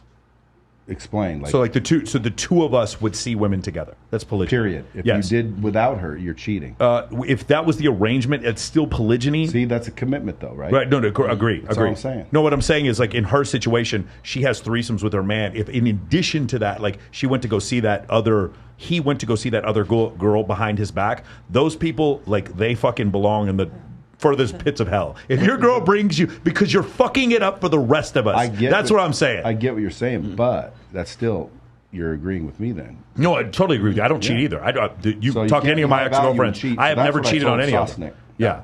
I get. And he said, you don't agree with Andrew Tate? And I said, I don't really know if Andrew Tate believes that you should be able to cheat on your girl. But if he does, then yes, I disagree with him. Yeah, I don't know from week to week these days, actually. Hey, we have to move over to, we're going to transition over to Access Vegas. So can you George, can you just cut my feed and you can cut Rollo's feed? But before we go, everybody who's listening to this, you need to go to Access. You need to look up Access Vegas on YouTube. First off, you need to subscribe to it. We need everybody to go over there, because eventually we're going to be pushing it. We're going to be pushing all of these channels over there. So guys, I need you to search for the Access Vegas YouTube channel. We're going to be If you're not watching it already, let me put the link in the chat real quick before put the links in the chat. Okay. I thought there'd be a little more arguing going on. Oh, there will be here in just a moment. Well, honestly, Brad, the thing is, I think the first couple years these shows came out, that was kind of the way. But what's happened over time is that, like, I think we've all come to sort of a realization about how the world works. I rarely find women, unless a girl comes, she's never watched any of these shows, and she is just a hardcore fucking fifth wave feminist who doesn't want to hear shit, or she's a flat earther. That generally there aren't like huge arguments. Also, like, when people are face to face, they don't argue. It's those people on the comments. The keyboard thugs. It's the keyboard thug. Like, I can't tell you how many times I've had a debate. We've set up a debate, and it's just like these Twitter comments, these Twitter muscles, and we meet in person, and they want to shake my hand and take me to dinner afterwards. That's just the way it ends up being. Yeah, is that because they're afraid of getting their asses kicked? I'm not. I can neither confirm nor deny. I don't know, man. I don't know. I just put the link in my chat and everyone else. Yep. So we're going to be transitioning over to the Access Vegas live stream, which is on the Access Vegas channel. Just want to let you guys know that that's our new channel. We've been building out. We finally got up and over 1,000 subs on this one. So we're trying to build out watch time hours on it so we can sort of get it up and rolling. So do go over there right now. So we're going to kill the stream for mine, and we're going to kill Mike's stream, and we will pick this up over on the Access 750 Vegas. Of you guys watching between our two channels. There's less than 100 on Access Vegas. Get over there. Move over right now. Yes. And by the way, I'll be in the chat. If you guys want to do super chats and you want to engage, use the super chats and do the chats on the Access Vegas channel. Nice. Make sure you guys subscribe. All right. Cool. Let's keep going here. So that type of situation, Christine, I want to ask you the same thing. In your journey to find this incredible man, have you found these men to be wanting? What have you noticed? Let's just say I have bad taste. Okay, tell me about your bad taste. Well, I do appreciate the fact that you take responsibility for it. I see the angel and the devil. Okay. So I'm like the fixer-upper kind of person, because I know like what it feels to feel damaged. So I feel like I can relate and then I can fix, but then it just turns into like a volcano, and it just explodes in different ways, but in bad ways. But it's just it's a sad life, but hopefully it can get better. Yeah, I mean, the marriage rates have plummeted. The divorce rates go up. It just, like I said before, it's one of these situations where in the 1850s, you got married and had a lot of kids as a function of survival. Now, it's like one of these things where a woman can make $300,000 a year and own a Glock and have 3 houses. She doesn't need a man. She may want one, but she doesn't need one. And so the proclivity to have these large families isn't, or the motivation to have these large families isn't quite there anymore. And so it becomes problematic. And now you have men who are like, oh, you know what? I'd rather just watch porn, and women who are like, I'm not going to deal with these fucking sorry ass men. And we end up in the situation we're in now. And then we'll all be fucking robots here in like 40 years. Doesn't that sound fun, guys? Yay! Everybody on OF is going to be a AI anyway. Yeah, Sure. so that's another thing. So here's the funny thing. There are women complaining about these women on OF, and now the women on OF are complaining because there are now chatbots that are artificial intelligence. There's one lady, I forgot what her name was, but she basically made a chatbot on a Telegram group. You would message her, she would message back. Each message was $1 or something like that. She made $100,000 in the first week, I believe, and it kept going up and up and up from there. It's just a Telegram group. And everyone in there knows it's artificial intelligence, and she's still making a killing. Wow. This is pretty amazing. There's something, anymore. Brad, you might be interested in this. So we have someone compiling all of my podcasts. So I have 90 episodes up right now. And then all the other interviews I've done, they're putting it into a chatbot. And what's going to happen is my clients are going to now be able to ask me questions through the AI, and it's going to be able to answer the way I would answer. You can do it for me right now. Just go to Brad Lea GPT. Yeah, Brad Lea GPT. You got it up already? I think so. Yeah, Adam Lyons has one too. We're going to be offering one here pretty soon. But it's going to be one of these things. And once they start matching that with a deep fake, we're going to be looking at Brad Lea. Then it's going to be Brad Lea interviewing Brad Lea on dropping bombs. That's the next step. That's the next thing we're going to see. Pretty exciting. And then we're going to be fucking robots, like I said before. We're all going to be we are all going to be fucking robots. They're already fucking robots. Yeah. And let me go. Let's do. I think it's time for a roundtable question here. Can you guys tell if you're dealing with maybe your boyfriend or a guy who is wants to ask you out or something? Can you tell if he has ambition, or if he has drive, or he has a passion? Can you tell? What is it about him that gives him away as a guy who has drive, has ambition, has potential?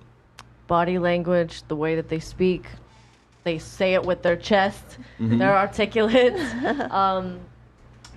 Obviously, BDE. I watch men around women to see how they carry themselves around women, to see if they know how to check someone out respectfully and, discreetly, or if they're just a dog drooling and they don't even realize it. I mean, that to me tells a lot about a man. I mean, you get your shit together, pull your jaw off the floor, bro. I mean, come on.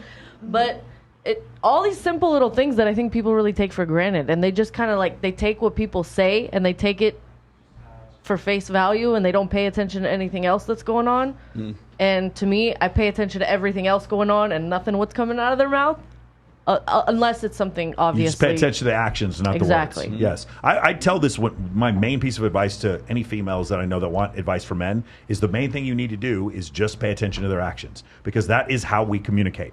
You guys want to talk about your feelings, and we want to finish building the house. You guys want to talk about how much it sucks that the toilet's broke. We want to fix the toilet. That's how we function. We function through our actions. And this is also confusing for some women, because they're like, he won't commit. What am I doing wrong? He won't commit because he doesn't want to commit. If a man wants to commit, he commits. If a man wants to marry you, he marries you. And if a man doesn't want to have sex with you, he won't have sex with you. That's kind of how it works. Women are looking for all these. I had a video go viral because I was explaining to Pearl when she was sitting right here. I was like, when we say things as men, we just mean the thing we said. That's all we mean. You're looking for my hand movement and my eye inflection.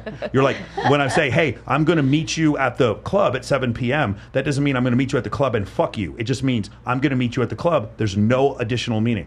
Frequently, I'm sitting there just dead from a hard-ass workout and 4-hour calls all day long. And I'm sitting there dead in my bed, and Kylie will be like, what? What is it? And I'm like, nothing. There's nothing. I'm thinking of nothing. I'm just a man thinking of, I'm just tired. I'm staring at the popcorn ceiling. And for her, it's there's this thing that's going on, and she's looking for something, and there's nothing. And it's so funny because in the chat, all the guys were like, yes, finally. And it was the most shared thing I've ever produced, and they're all sending it to their girlfriends. I'm like, sometimes we're just not thinking of anything. Sometimes we're just driving in our Ferrari and we're just happy listening to a song, and we're not interpreting shit. Is this to explain why you don't want to have sex with them?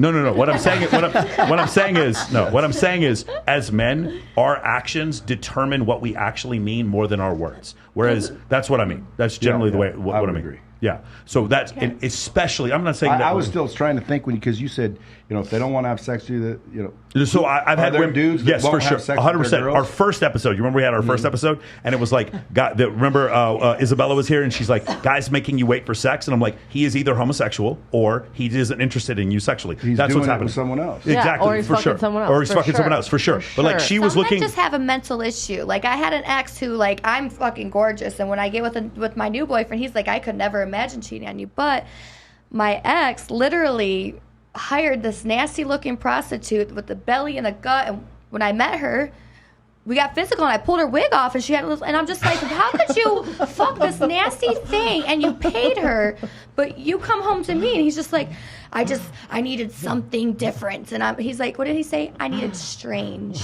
And it hurts harder for you, like, though. It hurts strange? harder for you if it's someone disgusting because it devalues you. It devalues you in your mind because you're like, why would you go to someone so disgusting? Why would you give a fuck? But exactly. I mean. What do you mean? At that point, it's she like, get the fuck out of my gorgeous house. and all that. Well, then why you give a fuck so much? That's Because a man. when someone's with me, and then I think in a certain way, and he's like, "Oh, I'm with my friend," and I'm like, "Something suspicious about your friend." And then listen, you should have just immediately recognized as soon as he fucks someone else, that ain't your man. He doesn't after that. That definitely was moved on after that. But it was just like it took that to like see that. I didn't see that before him. He was very slick. He was very sneaky. He was very good. So he was cheating. Hey, only that one time that I found out. I hope I don't find out more. But I mean, I guess I really don't care. Are you it was still like a year together? ago. No, hell no. Oh, no. Well, But it's just, why do you care if you I find think out it's just more? a mental thing By that the way- men just need something. I just think like, not all men, but him in particular, some men just have that mindset where they need to be validated. Well, you know what that is? Disgusting, Usually, I'm not a psychologist, but that's like insecurity. Because I used to do that. Oh, he was very insecure. I wanted to prove to myself that I could still get the chicks. Definitely And so, like, insecurity. I would go out and fucking see if I could still get the I chicks. feel like that's 100%. And then my buddies would come around and they'd remember me getting the chicks, and so now I was kind of with the chicks, so I shouldn't have, but they're like, hey, and I got to prove to them I still got it. So watch this, and next thing you know, you boil it down, it's insecurity. He actually did say something like that. He was like, I just know that you have all these people in your DMs wanting you, and I just needed to. And he did say something about validation, like he didn't feel like he met. He just said he had to keep up with me. That was his, and I was like, yeah, no, just keep up with me. I don't go and fuck. Wanted to get some strange. Sure, I think that's what strange. I was like, yeah, what? strange means new. Strange was means his- new. A buddy of mine asked this girl one time. He said, "Hey, is it okay if I go out and get some new pussy?" She said, "Get up there another inch. It's all new." I like that. I'm curious, how was his relationship with his mother? Kareem, we need How that was his clip. relationship with his mother? The guy that I'm talking about, he actually does not work. His mother married a 80-year-old man and lives off him. Well, She's there you go. 30 years younger than him, and she's spoiled. My ex didn't have a job for the last 4 years. She paid all the bills. She actually paid my bills too. I literally would talk to her, and she'd be like, "Here's buy me Louis Vuitton, nice purses."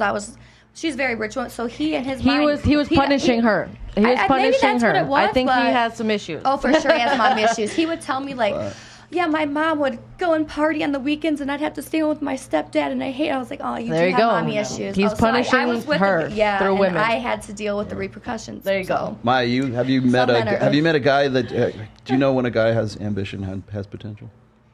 Or what were you going to say? You had. Yeah, I was actually going to say that statistically, that is a fact. That men, when they go and find somebody who is not as good looking, right, and they're in a relationship, it's because they're trying to fulfill that, like, need in their brain where they want to be, like, wanted and needed and have that, validation from that. So that actually is a fact. It has nothing to do with you and It has everything. nothing to do with me. It was his. it was his Ladies, brain. raise your hand if you agree with this statement. A man can be in a committed relationship, have sex with another woman, and still love his girl. Do you agree with that, or do you not agree with that?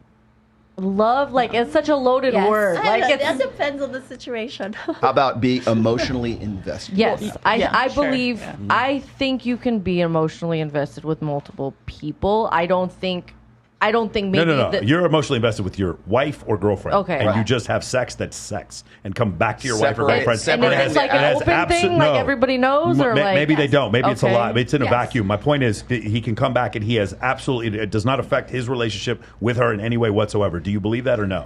Is your wife having sex with you though, or you're just not getting your wife's having sex with you also, but you go off and you have sex with someone else, and is it possible? You cheat. 100%. Correct. It's cheat or not cheat. How come no one just wants to call it? Because in this case, you could cheat or they could talk about it. But my point is, could you be in a situation like that and it not affect? Go ahead, Maya. So technically, men view sex different than women. Yes. Women, it is way more emotional, and for men, they could do it and not think about this. You'd separate it from the emotional. But the thing is there's a difference between love and respect. So if you respect your girl and you're supposed to have that mutual respect for each other, you don't do that. You don't cheat. You're honest. But you could still love that person and be a completely disrespectful guy and go do whatever you want. I believe in sex addictions. I have a really good friend, and he would tell me straight up to my face, he's like, he dates my friend Gabby, and he has a fiance.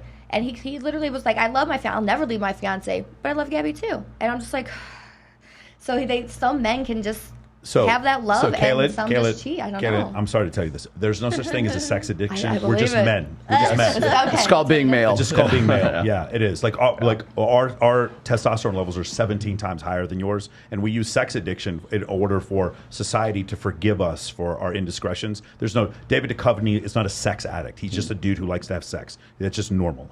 That's all it is. I don't believe in sex addict. I don't really think. I totally believe in sex addiction. I don't think. I think using the term addiction, we need to be really careful with using that. So if you're talking about physical addiction, that's one thing. If you're talking about a gambling addiction, that's another thing. I'm not saying it doesn't exist. What about I'm saying it's different. self-sabotaging behaviors, though? I think it ties into to mental health. Of maybe you're not a sex addict per se, but you are into behaviors that would put yourself in precarious situations, Sure, absolutely, yeah. promiscuous situations, dangerous situations, situations that might get your girl pissed off with you or end your marriage or whatever. So I think people that feel or participate in what they think is a sexual addiction is more so of a self-sabotaging behavior. I think it's a lot deeper than that. I don't think it's just I like to fuck and I just want to fuck everything I see. I think it's a lot deeper than that. What I think Maya's sort of getting at here is that like men and women, like we have different approaches to mating, our mating strategies. We have different proclivities. Like men like variety, obviously. Because it fits in like the natural proclivities, the natural preferences that men have. There's a reason why pornography is online streaming, 4K, more or less free, depending on where you go to. There's a reason why it's free, because men can separate the sex act from an emotional investment in that sex act, whereas women have a much greater cost when it comes to ultimately reproduction. So they have to be more careful about that. They have to say, is this guy going to stick around? Is this guy really invested? Does he just want to fuck tonight? Do I just want to fuck tonight? Is that going to work out for me? Or is it just, one of the things I think when women get into OnlyFans, they get into pornography, and maybe Sarah, you can like sort of help me out with this one, is you get to a point where we were just having this conversation with Brad about how you have a guy who's like, I don't care if you're doing pornography, we separate that. That it's just a job. You just said this a minute ago. It's just a job. Right. In a sense, I don't think that women can't be like sort of conditioned to sort of think like a guy when it comes to sex. It's just that that's not their natural proclivity. So they want to be more invested. They want to have, like people say, it's meaningful sex versus casual sex. The meaningful sex, that's the way women sort of view sex. The casual sex is sort of like guys like want to rub one out to pornography. But you were just saying a moment ago that the guy that you're with, and by the way, I'm going to get to Adam 22 here in a second, because it's really, this dovetails in very nicely to all that. But like you're with a guy who doesn't mind that you work in the industry that you work in. Is there a separation of the emotional investment that you have in the guy that you're with versus I just do this particular act? Maybe it's like lifting weights or performing some sort of like acting or something. Is there an emotional separation from the actual act itself? Well, that's why I can do it, because I can separate it. There's no emotional attachment, like you said. It's like going to work is like nothing. I don't even think about it. Yes, like I forget that I did it. Like it's just a job to me, and I can do that in my brain, which a lot of people can't. So like they don't last in porn, or you can't have a relationship. And I know a lot of people are like, you're a porn star, you can't have a relationship, you can't have a family, you can't have this. But that's not true. We're still people. Of course we can. You just, you know, you have to have the right person, and you have to be able to separate it as well. Don't come home and talk about it. You never talk about it. Like, that's the #1 rule. Like, I didn't know that. do not talk about it. No, like what? Why would I do that? No, It's like Fight Club. Hold on. Hey, shout out. Hey, you guys watch Pillow Talk? You guys, Ryan Ponwall and his girlfriend Bree Stern. So Bree's one of my friends. Did you see the thing that Bree posted today? So Bree went to Ryan and said, "I just started doing porn." Have you seen this? And her first scene was with Dredd. Oh God! You said this. You didn't see this? Boy. And he broke his phone. He thought his girlfriend had just started doing porn without his permission, and he fell for it. And then Dredd called him like, "Yeah, man, I'm sorry, man, I fucked your girl, bro." It is the funniest video. You guys have got to watch it. Shout out to Pillow Talk. Let me throw one last, because people want us to talk about this. So Adam 22 from No Jumper, I was just on the show just this last Monday. He was just on with Destiny and I think Flocka and. Do you guys know what No Jumper is? Any of you don't know what No Jumper is? No Jumper podcast. You don't know? Okay.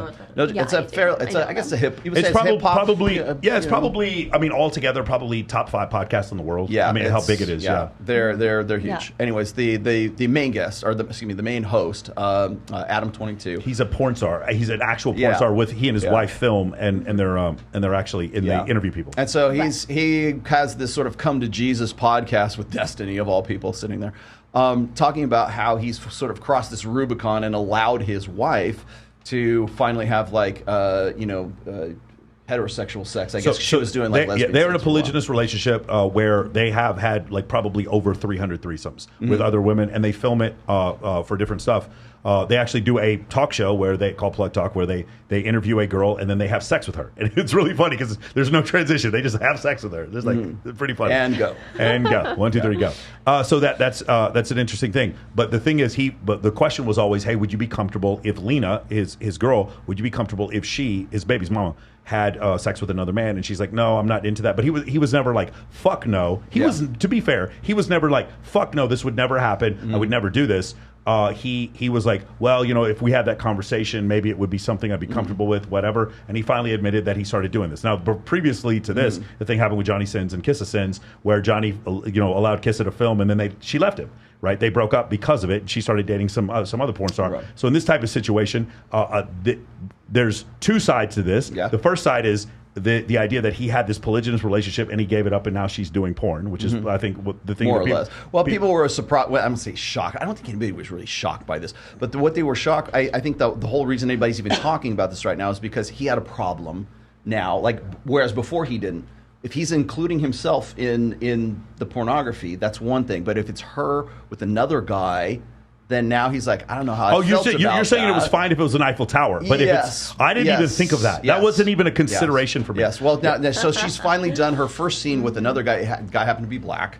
So then now that's going to have the internet's going to take that and run with it. But what I thought was interesting about this, and it goes back to the conversation we were just having here, is separating the emotional investment from the sex act. And I think we're kind of getting to that point right now because we have so much OnlyFans, we have such free flowing pornography online with it comes with the utilities basically. And now we're sort of conditioning ourselves, and women in particular conditioning themselves to sort of separate themselves from the emotional investment versus the sex act itself, which men don't have a problem with because that's why pornography is what it is. It's unlimited access to unlimited sexuality, which is exactly what men want, even if it's in the virtual sense. But now you've got a guy who has, and maybe Brad was just talking about this a minute ago. He's got an investment. He's got this agreement. He's technically married. And now she's doing porn with another guy, and he's feeling jealous. He's feeling. Did he say that? He's feeling uncomfortable with it. And then they're trying to convince him why he's insecure in his masculinity for feeling bad about another guy banging his wife. Yeah. And I'm like, well, that's just biology, man. That's just evolution. You're going to, if you're with that person and you're invested in that person, especially if you have a child, you're going to feel jealousy because, instinctually, evolution, created a species of men who will feel jealous and wonder, mate guard their women to make sure that the baby is their baby. That's where that jealousy instinct comes from. So it's just fascinating to me right now, especially with the rise of internet, how comfortable we are just even having the conversations. Sarah, did you want to say anything? No, I don't think so. I just figured he like since they're already doing porn, like he would get like that it's nothing. You feel nothing. It's but there's no get. Like I don't like for instance my attraction towards a woman is not something I get. I just feel it. Does that make sense? Just like if you push me over the edge of like a cliff and I'm looking down, my fear of heights is not something I get. And no matter how much you tell me I'm not going to fall, I'm still going to feel it. Does that make sense? Yeah. So we're talking about something that 200,000 years of Homo sapien evolution and 3 million years of hominid evolution. Of course we're going to feel that way. And that's true because a lot of guys I see like couples in the porn industry, they will start dating and then for some reason like the guy gets jealous, but like the girl doesn't always because I don't know. It's like there's explanations for that. Yeah, I think women can understand maybe that men have the ability to separate sex from feelings more than women do. And also there's some studies that show, like for instance, when women cheat, about 83% of the time they fall in love with their affair partners, and men it's less than 30% of the time. Like a dude then. Perhaps you've been sort of like you've lived a lifestyle that's conditioned you to you become anesthetized. Half my life, so my brain just real quick. But when Brad was talking about the cheating situation that was going over here, and you were saying like, you know, that guy's insecure because he wants to get with some fat bitch that doesn't look as good as this guy because he wants to, I don't know, whatever, climb a different mountain. I'm sure she was a wonderful person. She was just a fat prostitute. Yeah. Well, I'm sure she was with the bald, with the weave, with the bald spot on her head. Wherever you are with the weave, the fat prostitute. Good luck to you. So for instance, like, when we're talking about like when I hear guys say, "Oh, I'm more secure in my masculinity because I'm cool with another guy banging my wife," that doesn't sound like security to me. That sounds like insecure. In fact, I feel like I'm more secure in my masculinity because I don't want another guy banging my my wife. So I'm just like the idea or the terminology, the concept of like this guy's insecure. There's nothing wrong with him feeling jealous. It's just weaponized right now. There's nothing wrong with him feeling jealous is what you're saying. I agree. No, not at all. There's nothing wrong. I'll say one other thing. I'm going to play devil's advocate. I would not have done what Adam did, but I'm going to play devil's advocate. We're talking about him right now. Yeah, They already have one of the top podcasts in the world, and we're talking about him right now. And everyone is going to probably tune into fucking Plug Talk to see what the reaction to the whole thing is. They probably made easily another 2, 3, 5 million off this from their content because of the fact that she did this. So from that standpoint, like, you know, if he's comfortable with it, and they've had, he said, he's like, you know, we've had sex with 300-400 women together. And now she's been with one dude, and that's where they're getting into the talk about the insecurity. Of course, having Destiny there is a whole nother benefit. Have you ever been cheated on by a guy? No. No? That you know of? No, I haven't. No? How do you know? You've had a boyfriend, and I know you broke up with him. What was the media. The media. The boyfriend? The media. Is that what they said? The media. Tell me what happened with the breakup. Because I know you're with the guy and you broke up with him. Yeah, so... And now you're single by choice, and you don't want to have... You're not yeah, so I was with a guy for over a year. We lived with each other. It was pretty serious, but it got to the point where there was a little bit too much partying in that aspect. I'm not into the partying. I don't want to be up at 4 a.m. So it kind of got to a change in different lifestyles, and that's something that I just had to walk away from. So it wasn't due to cheating, or was anything like it? Have anybody else been cheated on, per se? Have you broken up with a guy because of cheating? What happened, Taylor? Oh my God. Fuck that guy, Shit. Taylor. Fuck him. Well, What happened?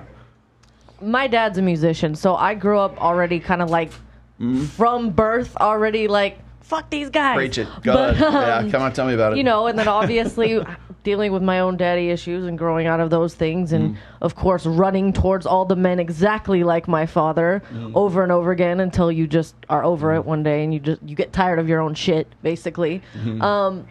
But yeah, I mean, it just goes to an epidemic of self-worth, and I think we've done a really poor job of and I'm a feminist, so with all this like Me Too movement and everything that we've done, I think it's a great like boundaries that we've broken barriers, but I think the approach that we did was totally wrong, and I think we've just completely taken men and just fucking trashed them and slandered them and brought them down. You don't sound like a feminist to me. You don't sound like a feminist at all to me. Because being a feminist is about equality of whether you're a man or woman, you should have the same opportunity and be treated the same. It's not about men are better or women are better, and we've taken this whole toxic feminism and made it toxic where it shouldn't be, where we need to educate men and encourage them to be better with positive enforcement and not just tell them how much of fucking losers they are all day. I mean, that's not gonna help with anybody. I always wonder when I hear you guys, like, who are you hanging around? Like, who does this all day? Is this real shit you guys are talking about? Everyone's like telling you you're a piece of shit and all this and all that. Oh, I just mean society in general. I feel like just the guys in the chat right now. Like X amount of years, I think. Guys in the chat. I think just the guys in the chat. Well, I mean, we're opening you up to another like sphere, I guess, or another niche right now. Yeah, because I called me naive, but I didn't know that, like, you know, all that negativity was in the world. Oh, what? Here we go. Like towards men, thanks, or just Grant. in general. Like, I just mean, I think, I do think that, as we all say, men need to step their game up and they need to be more of men. But you can't just tell a man to be a man. You have to show a man how to be a man. That's right. And that's kind of plays into what MOAmentoring.com. MOAmentoring.com. But when you say you're a feminist, like, you say men and women are equal, but they're not. They're not equal. I mean equal as far as how they're treated. I know that they're not equal, like, physically and all these things. I just mean human being to human being. Like, you and I we're both human beings. We should have the same opportunity, have the same respect. Quality of opportunity as far as... But don't you? Don't. I as women, you all know every day that you have to walk to your car, you have to pretend you're on the phone with someone, you have to deal with creeps and weird things that men just don't have to deal with all the time. You know what I mean? You're a man, so someone looks at you, they're intimidated on some level. You don't give off the same energy that maybe a little girl like her would walking down the street. So they don't give her the same respect that they give you. Who is they? I just mean society when I say they. I don't mean like they. I just meant as a whole. Like, I feel like the majority. Like, we have to face different things than men have to face. Yeah, you're not going to be approached on the street like others. Like I was walking my dog once, someone pulled over and literally tried to grab me and pulled me in his car. I was by myself. That's probably not going to happen to someone big like you. Is this on? I don't hear myself. But yeah. Yeah, you're on. Okay. You know, and everyone can say, like, oh, they brought it upon themselves, or the way you're dressed, or this or that. But I could be in sweats at 3 p.m. walking my dog, fully clothed, fully covered, and still be harassed. And if you were doing the same, you're not necessarily going to face the same treatment that I'm saying. So I'm saying, as a society, we just don't look at women the same as we do men. We prop men up. But men also have their own issues. Oh, absolutely. Totally. We don't get groped at. Men and women will never be. You know, there's no not a bunch, but there's a few, and I do get groped. There's no such thing as equality. There's absolutely no such thing as equality because whenever I hear the word equality, and by the way, I've written essays about this before, just so murky waters coming. I really hate the idea when people say it's about equality, it's about this, it's about that. Feminism has never been about equality. It's only ever been about restitution and retribution for like these past, wrongs done to women over the years. Men and women will never be the same. We'll never really even have really equality of opportunity because your existence and your life experience and your the female experience is always going to be different than the male experience simply because physiologically it's impossible for it's impossible for women to be empathetic with men and men to be empathetic with women in the sense that they can feel the same thing. You can be sympathetic. That's a whole nother thing besides empathy. Empathy is actually feeling something that because you've felt it before, so you can go, hey man, I get you. If you break a bone, you broke your forearm, and you see somebody with a broken forearm, and you go, oh man, I know how that feels, and you get that butterflies in your stomach. That's empathy. Sympathy, I can sympathize with what women have to go through. Sure, no problem. But when it comes to empathy, when it comes to equality, because when we talk about equality, we sort of make it this false god. Because we think of equality in a vacuum. So if the test or the challenge is one of us has to have a baby. You're female, you can have a child. I'm male, I cannot have a child. And if I were to say, oh, it's so unfair, we need to change society, we need to change the laws, we need to change, we need to find some new surgery so I can have, and I need it all to be funded by the government or something like that. That's never going to happen because we are fundamentally unequal because the challenge is who's going to have a baby. Now, that's very extreme and it's easier to understand that way. But if you go and you say, well, we think that the U.S. female soccer team should get the same amount of money as the male soccer team, U.S. soccer team. Well, you're talking about two different realms of experience there. The female soccer team is in no way going to play at the same level as the male soccer team. So to say that you deserve more money than the guys who are playing a different game. The media? Yeah. Says who? Well, Who's says, you know what I mean? Says the Olympic Council, or says Megan Rapinoe. Says the people buying the tickets. Says the people buying the tickets. Do you think the female soccer team should make the players should make as much as the men?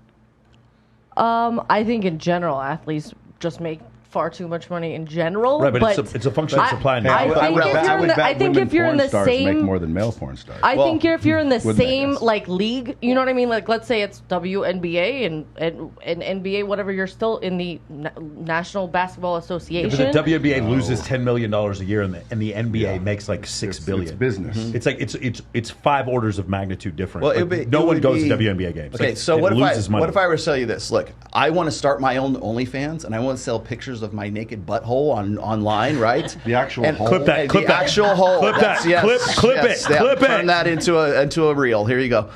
If I were to say that, and I say I demand that I'm paid $100,000 a month for my butthole pictures on OnlyFans, you would call me crazy. Would right? you at least bleach it? Yeah, I think so. Or for $100,000? Yeah. I bleach the shit out of it. Yeah, you got it.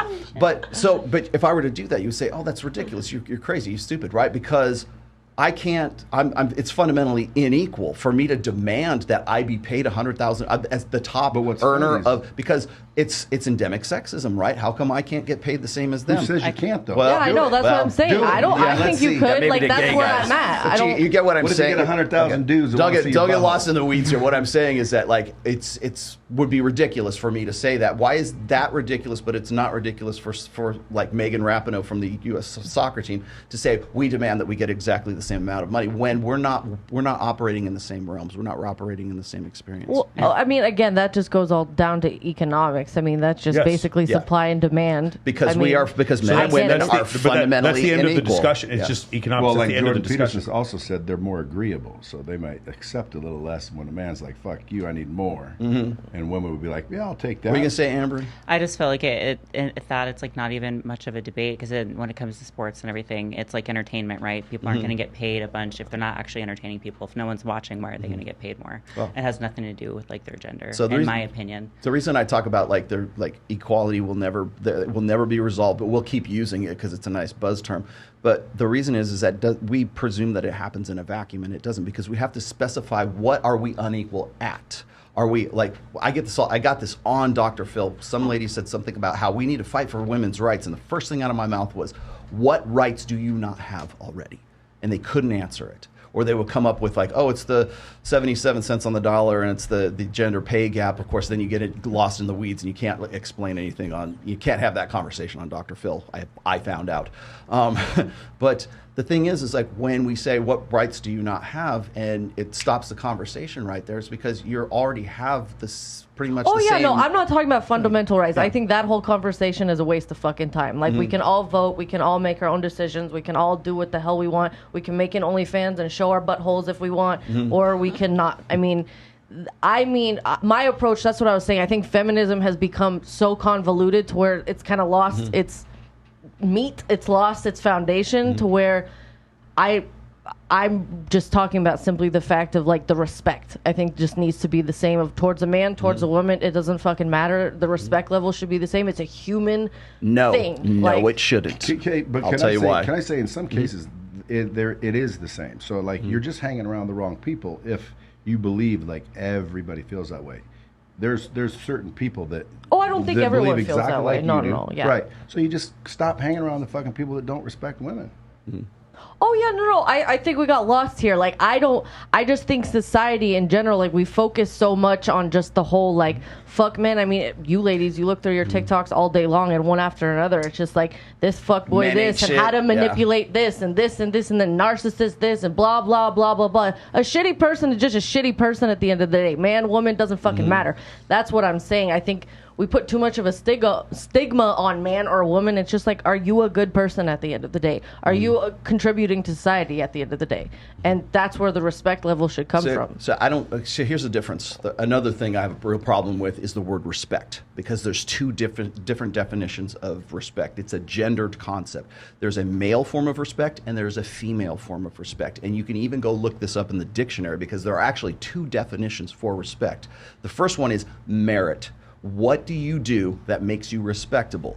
So when guys say, well, why should I respect women? What do they do that I should respect them for? Have they created a business? Are they physically, are they impressive? Whatever the challenge is. What makes you respectable? Men know this because men operate in hierarchies. So the guy who is at the top of the hierarchy, he has earned the respect of all the men below him. So it's like you've got the chain of command. You've got the admiral and the captain and down to the private. Same thing in business. You've got the president, the CEO, the CFO, whatever, all down to the janitor. Whoever is at the top of that has more respect by merit. The second definition is everybody is deserving of respect. Everybody deserves a common courtesy. You should respect everybody. Those are literally two definitions in the dictionary right now for the term respect. So when women talk about respect, well, everybody deserves respect. That's the more common egalitarian definition of respect. Whereas the merit-based version of respect, what makes you respectable as a man, we apply that generally towards guys, because if the guy is not deserving of respect, then you're kind of like, why am I even dealing with it? Like you were just saying, who are these guys? Why are you hanging out with these people? Those are men, or maybe even women in this case, who are not deserving of respect because they don't do anything that makes them respectable. They're not on that hierarchy. So you have to define, which term are we talking about? Which kind of respect are we talking about? The female egalitarian kind, where everybody gets the participation trophy and we all get here. You get some respect and you get some respect. Well, I don't mean shitty people get respect too. Like that's what I'm saying. You're gonna get the respect you give. So just because you're a CEO or you're the president of the company, you could be a piece of shit person at the end of the day. And there's why should I respect you just because you have that job or you have that title? But people will because he has he's money. Done something that is meritorious. Yeah, horrible people become CEOs and they still get respect. Yeah. But I think what he's saying is just a function of semantics. The same word means two different things. And what he's talking about is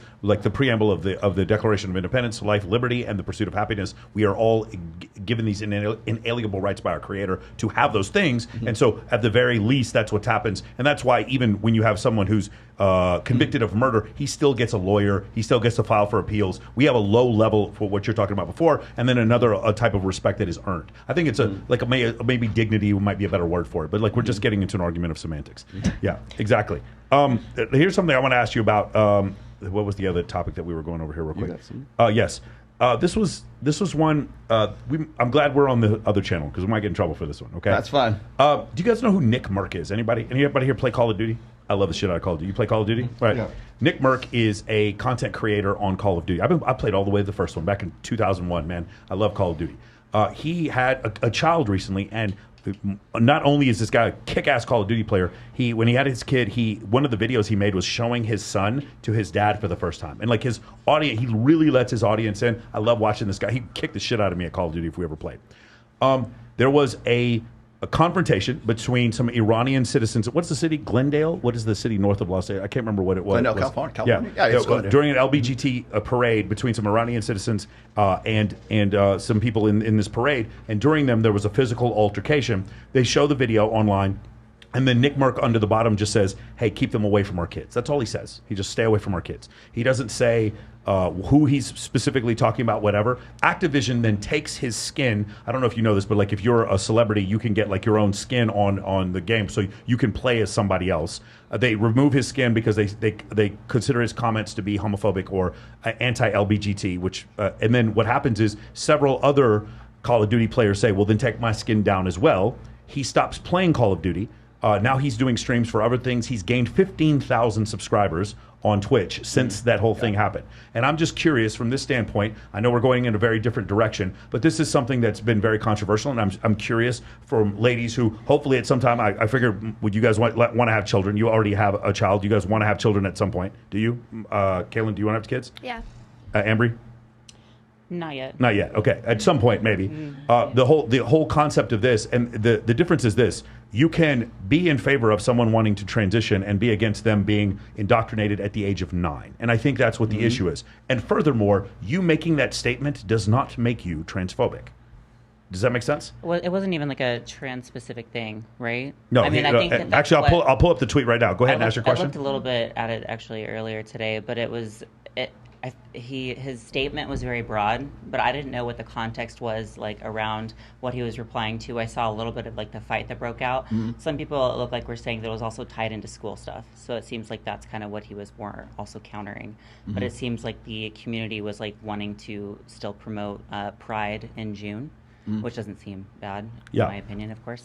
But yeah, I feel like most, and I have friends that are gay and in that community, and none of them think that it's appropriate that children should be exposed to sexuality or super sexual things, and I think that for some reason that's getting really lumped into that community, and I think that's like a very, very small fraction of that community that is trying to make that super normal, or even just identify inside of that community when it's like very grooming-esque. So the original tweet was from Brendan Murphy. It says anti-LGBT protesters attack pro-LGBT demonstrators outside of Glendale, California's school board meeting. The school board is voting to recognize June as Pride Month, and the Phuket for Hiring says, this happens 4 blocks away from my Overwatch League apartment. Americans are in a sad place right now. Let people love who they love and live their own life. And this is what I have an issue with. The thing with Dylan Mulvaney was not that Dylan Mulvaney was trans, is that he was a trans 6-year-old girl. That was the issue that I had. I did not have an issue with him being trans. I had an issue with him pretending to be a 6-year-old girl.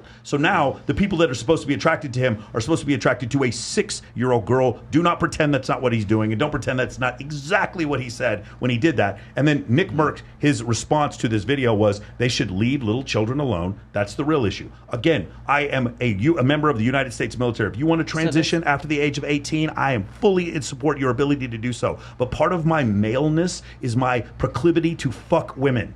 And I'm not even aware of that until I go through puberty. But I'm supposed to make the decision I cannot make to smoke, the decision I cannot make to drink, the decision I cannot make to join the U.S. military, the decision I can't make to even drive or join the selective service or run for public office. But I can make the decision to change my gender, and in fact, I'm being enforced and encouraged to do so. And my whole point is, can we just fucking wait until we get to some age of consent? That's my only thing. And my statement right now is not me hating trans people.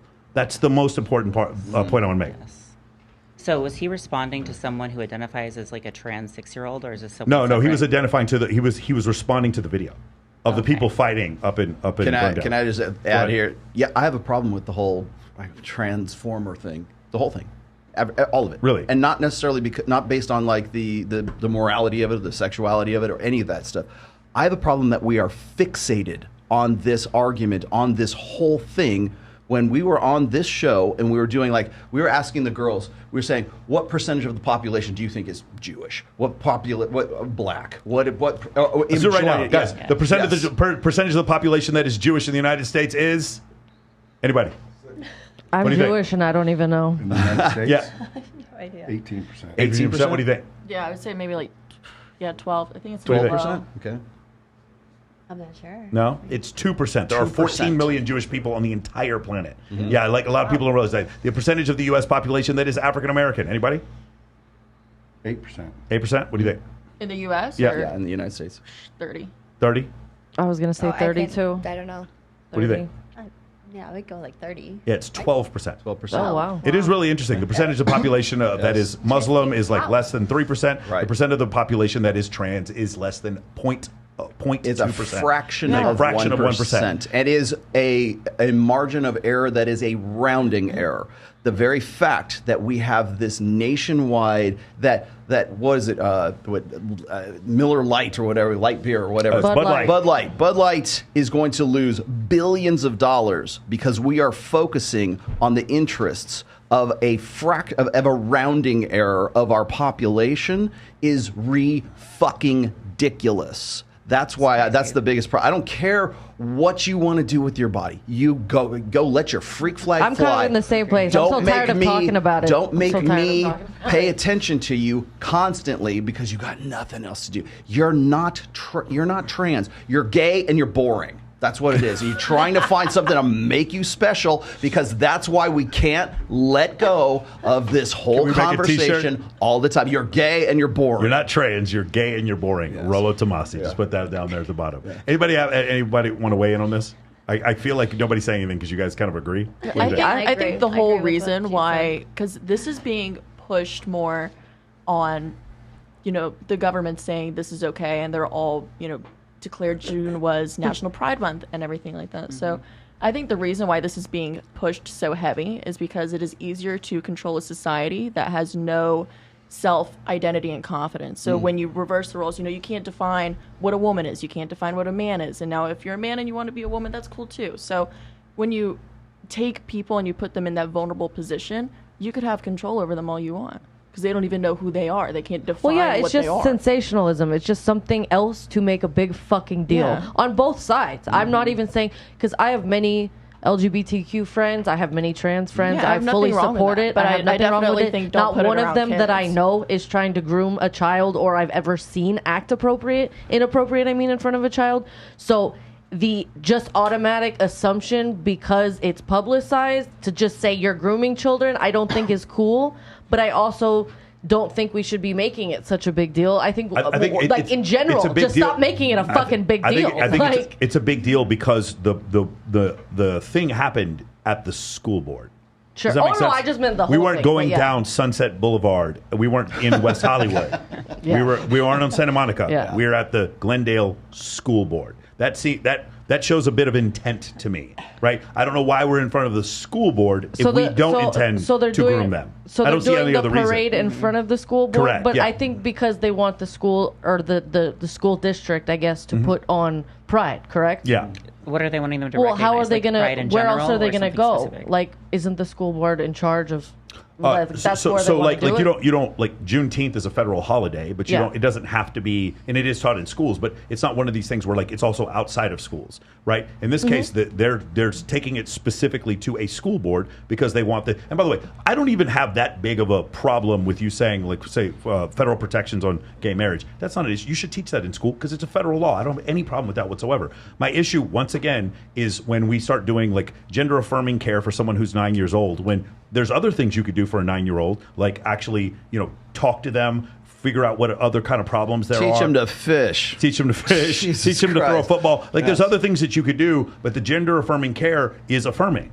And my problem is, I knew I liked girls at 9, but I really knew I liked girls at 14, bro. Mm-hmm. In fact, when I was 15, there's nothing else I could think about than girls. And so part of my maleness, being attracted to women, the fact that I don't even get to experience that, but I'm supposed to make this decision, doesn't seem logical to me. I'm not even talking about the ethics of it. I'm not bringing the Bible into this at all. I am strictly talking from a logical standpoint. It doesn't make sense to me if I haven't done that thing. Does that make sense? Oh, totally. We're not developed. Yeah, no, yet. I don't think it needs to be like, oh, let's propagate it. I just don't think it needs to be something that also is so like, you're the fucking devil. Like, you know what I mean? Like, it's a human being at the end of the day, but kids should just be kids. And I think in general, as I keep saying, society, we need to put more effort into our kids in general and what they're spending their time doing. They just sit on their phones and screens all day long. I think Brad's they and your they are two different days.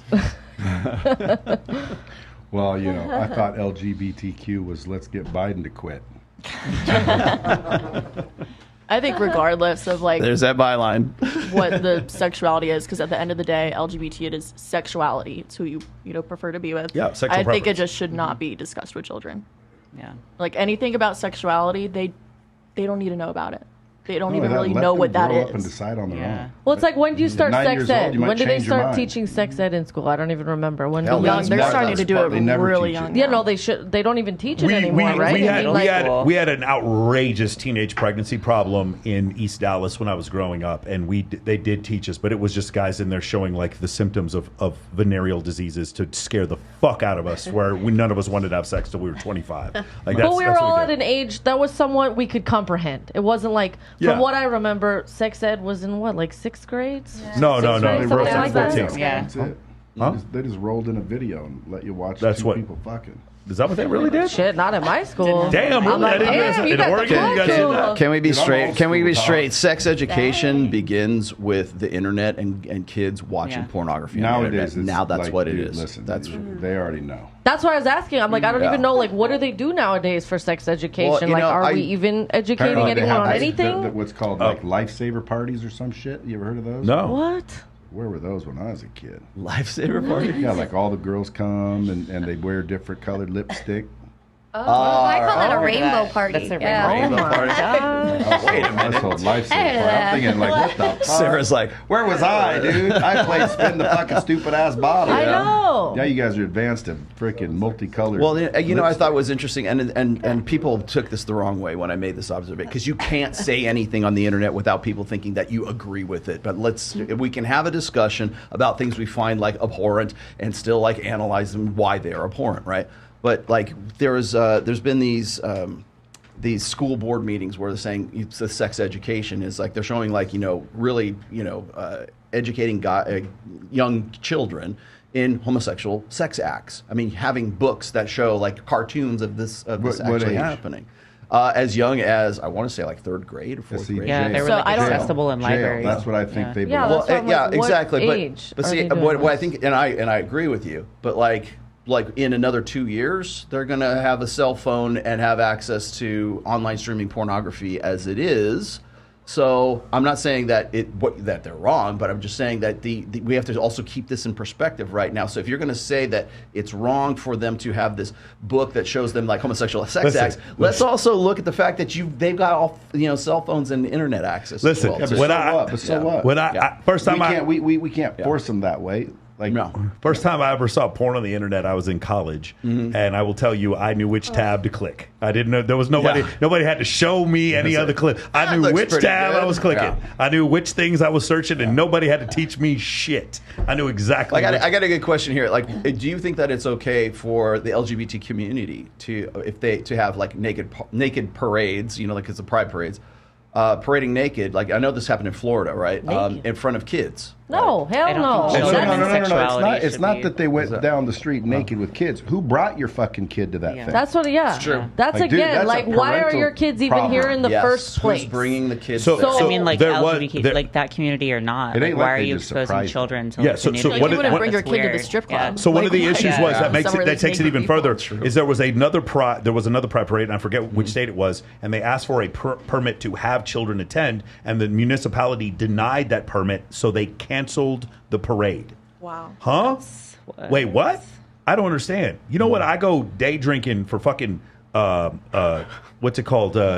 March 17th, St. Patrick's Day. St. Patrick's You know what I don't worry about is how many fucking kids are out there. It's not really. And you know what the bar owners don't do? You know what? Let's cancel St. Patrick's Day because there's no fucking kids in our bar. Where the fucking McGillicuddy's Irish bar. There aren't any kids here. You know what? I'm still gonna have fun with my adult friends, but for some reason you need to cancel. No, I understand. You're disappointed. You don't have the kids there, but you know what? Why don't you still have your fucking parade? Because you're not trying to groom If people. it was never But about that's the right? kids, One, but You're not that's trying to one- group but people, that's right? obviously one group that's not legitimately just there Right. for celebrating just Well, the equality there's of a- LGBTQ and just that's that. There's a That's reason why they don't obviously- allow kids on the casino floor Yeah, at totally. the Wynn. Yo, let- Why? Yeah. Because it's there. That's the law, basically. I mean, There's I know, alcohol. There's around. alcohol, the That shit law. that's going on. promiscuous Yeah. activities. There's Well, let me say something. because of what's going on. I have clients and I have friends that are like that are homosexual men, and I know for a fact I don't disparage this at all. For them to come out to their family is hard. I can sympathize, but I can't empathize. I am a cisgendered guy who played high school football in Texas, say cis. and You're then joined. heterosexual. Yeah, heterosexual. Yes. I'm using their language. Yes. Sorry. And I joined the military, and everyone in Texas where I grew up was like, "Yeah, Michael, join the military." Nobody was like, "I can't believe you fucking did that." And then I went to the University of Texas at Austin, and then joined the military. Everyone back home was like, "Yeah, waving a goddamn flag." I know for me, there was no conforming. It was fucking easy. Everything I did was easy. And I have some friends that are homosexual, and I know for them to come out for their parents, that was hard as shit for them. I sympathize with what you're going through. That is a different discussion than what we're having right now. That is a different discussion. Also, my friends that are homosexual, no one had to teach them to be homosexual. No one had to educate them when they were in elementary school to be gay. No one had to educate them. Like, that is not the way it works. My heterosexuality is not a cultural construct. It is genetic. It is heritable. It comes through my genes. That's why it happens. Or even if it wasn't genetic, if it's just hormonal. Are you saying you were born that way? I was born that way. I was. You can't. You know what they say though? What? What do they say? 67% of gay people are born that way. The other ones are sucked into it.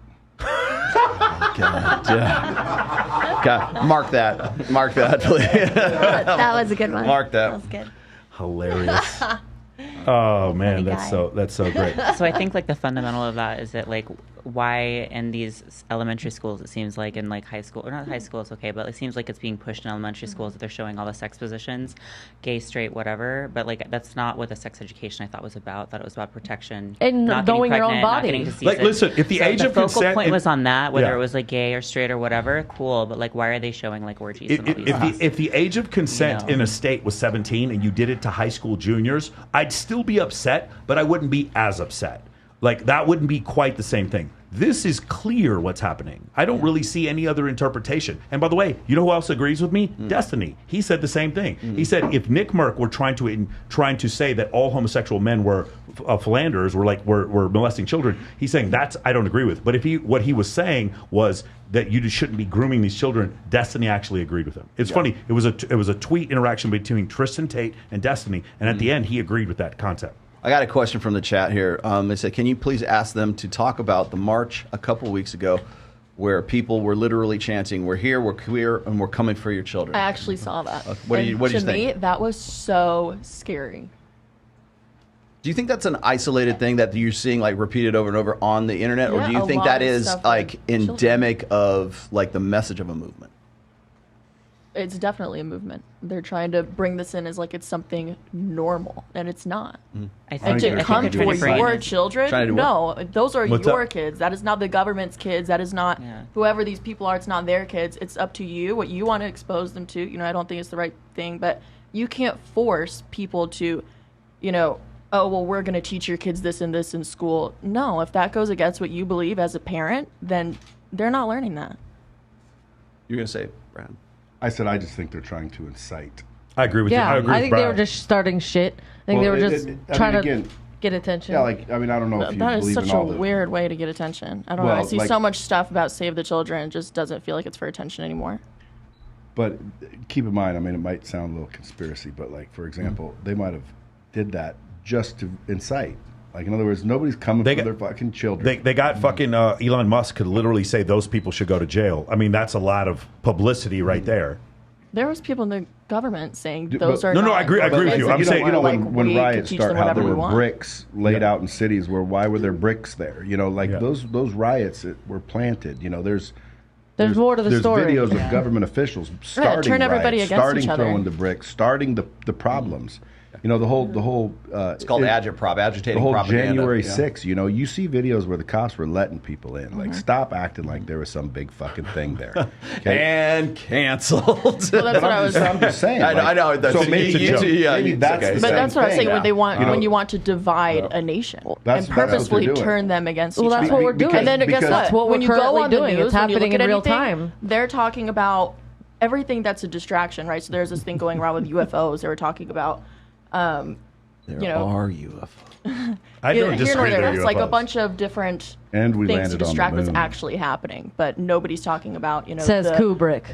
trillions of dollars in debt that we're in, or what's happening with the upcoming election. They're talking about June Pride. Yeah, the focus is what are they distracting you from? Yeah, and it's the whole look over here thing. They're at the White House, Shiny I guess, keys. with their shirt off and shit like that. Like, Well, and the whole that's our abortion thing is president not of the United working States. anymore. What are you doing? It's not working anymore. Well, that's Abortion. because that was for the midterms. That was the narrative for the midterms was was a college debt reconciliation, which was basically a stimmy check for women, and then it was we're going to take women's right to choose away, so that which really wasn't. It was just we're kicking it back to the states. Yeah, and But then they now, let's talk about this because it's a platform to talk about, and people are raging. Let me tell you, man, So 2024 election cycle is going to be lit, man. It's going to be nothing but a culture war narrative from here on out. Yeah, I was surprised. Like when they did the Roe versus Wade thing, I was like, man, this is going to really affect a lot of people politically, and then we've just sort of forgotten about it, and that's why I think it's old news. Why the Supreme Court repealed certain functions in college admission when it comes to affirmative action today. Oh yeah, 2026, you'll hear it come up again. Yeah. I got one more. Oh god damn it! You're gonna make me say this one. Okay. Ask them and the men to rate the women. You guys are all 10s in my heart. I just want to let you guys know. Oh, actually, no, I'm sorry. You guys are all 9s. The only 10 is the only 10 is the Native American girl in the next room. Right. You guys are all 9s. What would you? We've done this before. What would you rate yourself? Scale of 1 to 10. Oh God, I've never been asked that before. Okay. What do I think of myself? No, Not what do people think of me. Like on the sexual marketplace, what do you think you and like other people would assess you as, like scale of 1 to 10, both yourself and other people? I have no idea. I don't know. In my eyes or other people's eyes? Both. Because that's different. Mix them together. Because everybody's so average them together. Everyone's so fucking judgy. I don't know. I don't like that. I don't know. You're a 10, baby. You should believe you're a 10. I don't look I love at that myself. one. At least you're honest. I don't Sarah, like that. How do you rate yourself as a performer? That's why I don't want to be in the bikini contest. I don't like to be judged. How do you rate yourself as a performer? I mean, a 10 as a performer. There we go. There we go. We got a number. Hey, what did Brad say? Know your worth. Know your worth. That's right. That's right. Yeah, but I just feel when someone's like judging me, making comments, that always I don't read the comments on, when I do. Because there's always nasty comments. I'm just like, that would break you down. Like, you can't do that. I only read the first 2 days of my comments, and then I move on to the next thing. Some of them are good, though. Some of them make you laugh. Some, they're great. Some are funny, some are great, but some people... all I can say is I need better haters. Just want to break you down. But yeah, hopefully I'm a 10, I hope. Ambry? I feel like a 10, like almost every day, honestly. On my worst day, I feel like an 8, but I still know like I got it. But I'm familiar with your SMV thing, and since I'm 30, that means it drops technically on that scale. But, so you got to be a 9. Yeah. Then you go 1 down. Same answer completely. Oh, I feel like a 10, definitely. Love myself, yeah. Pass. I don't like that. Yeah, I mean, whatever you say to this question, it's always wrong. It's always wrong. It's Kobayashi Maru, man. It's a no-win situation. Like, that girl's a 5, or you say I'm a 5, and they're like, oh, that girl's easy an 8, So no matter what you say, there's no right answer. So I'm just gonna go along with it. Whenever I ask this, somebody in the chat's gonna go, okay, going around, and then they'll number it all the way she's a 5. I mean, I feel like I still got it. I'm a mom. Like I feel like I still got it, right? That makes you even more of a 10, honey. You're a mom. Yeah. Own that shit, girl. Exactly. I feel like way too many moms do that, and they denigrate themselves. Or, I'm just a mom. Girl, you're a mom. That's a fucking job. Like, that's a serious job. That is a niche of porn. Hey, I'm a MILF now. Okay. So if you said you were a 10, do you have anything that you could improve upon? Or are you already always improving? At where I you feel wanna like be? every day is just improving myself. Going to the gym, seeing what I can do to look better every day. That's all we do as women. We look in the mirror. What can I do today? Make myself better. Make myself more money. Like, that is the struggle, right? Yeah. The mental struggle, the physical struggle. Let's put a sticky note right there. Okay, I want to come back to that. Is there anything you can improve on? I think I'm always trying to improve on myself, but I feel like I'm in, honestly, a really good place. I think you could throw up 4 plates right now. You would do 5 plates. Is that would be the difference? Yeah. I'm not as strong as I used to be. You're not as strong as you used to be? I hire Ambry to be my bodyguard sometimes. Whenever I have like big haters around. No way. Yeah. Brad, is there anything you can improve upon? Me? Yeah. Well, fuck yeah. Sorry, Ambry, was there something else you wanted to finish up with? We were talking about like rating. So just rating ourselves, like what's as a partner, something you can our improve value. upon? Like I know I can improve. I want to get in better shape. I know I can improve. I need to be a better leader for my for my team. Don't worry, I can train you now. I need to die. You can there we go. I know the things I need. I need to be a better communicator with my team. And there are parts of my company I fucking hate. Not I hate, but I just don't like getting deep inside of. And then when I go into those, oh God, I don't want to listen to this call about this thing I'm not interested in. Really, is this what we do to expense our taxes? Oh my God. But I have to, right? Yeah. That's something I need to improve on. Is there anything you feel like you could improve on? Well, I'm working with my accountant to start positioning myself to take on like more business stuff. Yeah, like let's I want write to it all have off. investment, and yes, and like Write it all investment off. properties and stuff. So like for me, like that's a big thing I'm learning. It's just like a totally new wheelhouse. But like on the other side of that, also preparing myself for like a relationship when I'm ready, that kind of a thing. I started going to therapy, which is like for me, I just like want to make sure I'm in like the best position possible to do that. Brad, what can you improve on? Do you have any like projects or anything like you like would you like to be somewhere else, like better, improved? Like what would that look like? Well, I think we can all improve, no matter who you are. And I think, our potential is beyond, comprehension.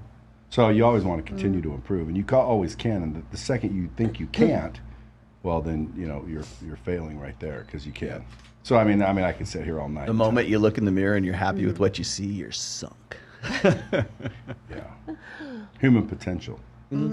Pretty Definitely. crazy. Is there anything you guys?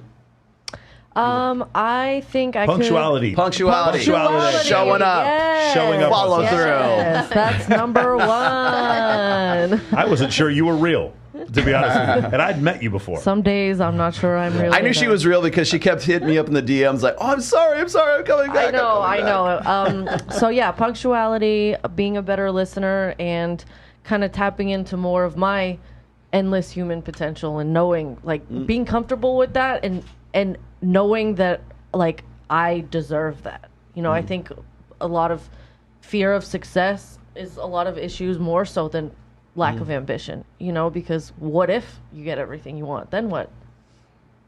It's a scary thing. I think a clear understanding of goals up, yeah. and what success, like I'll give you an example.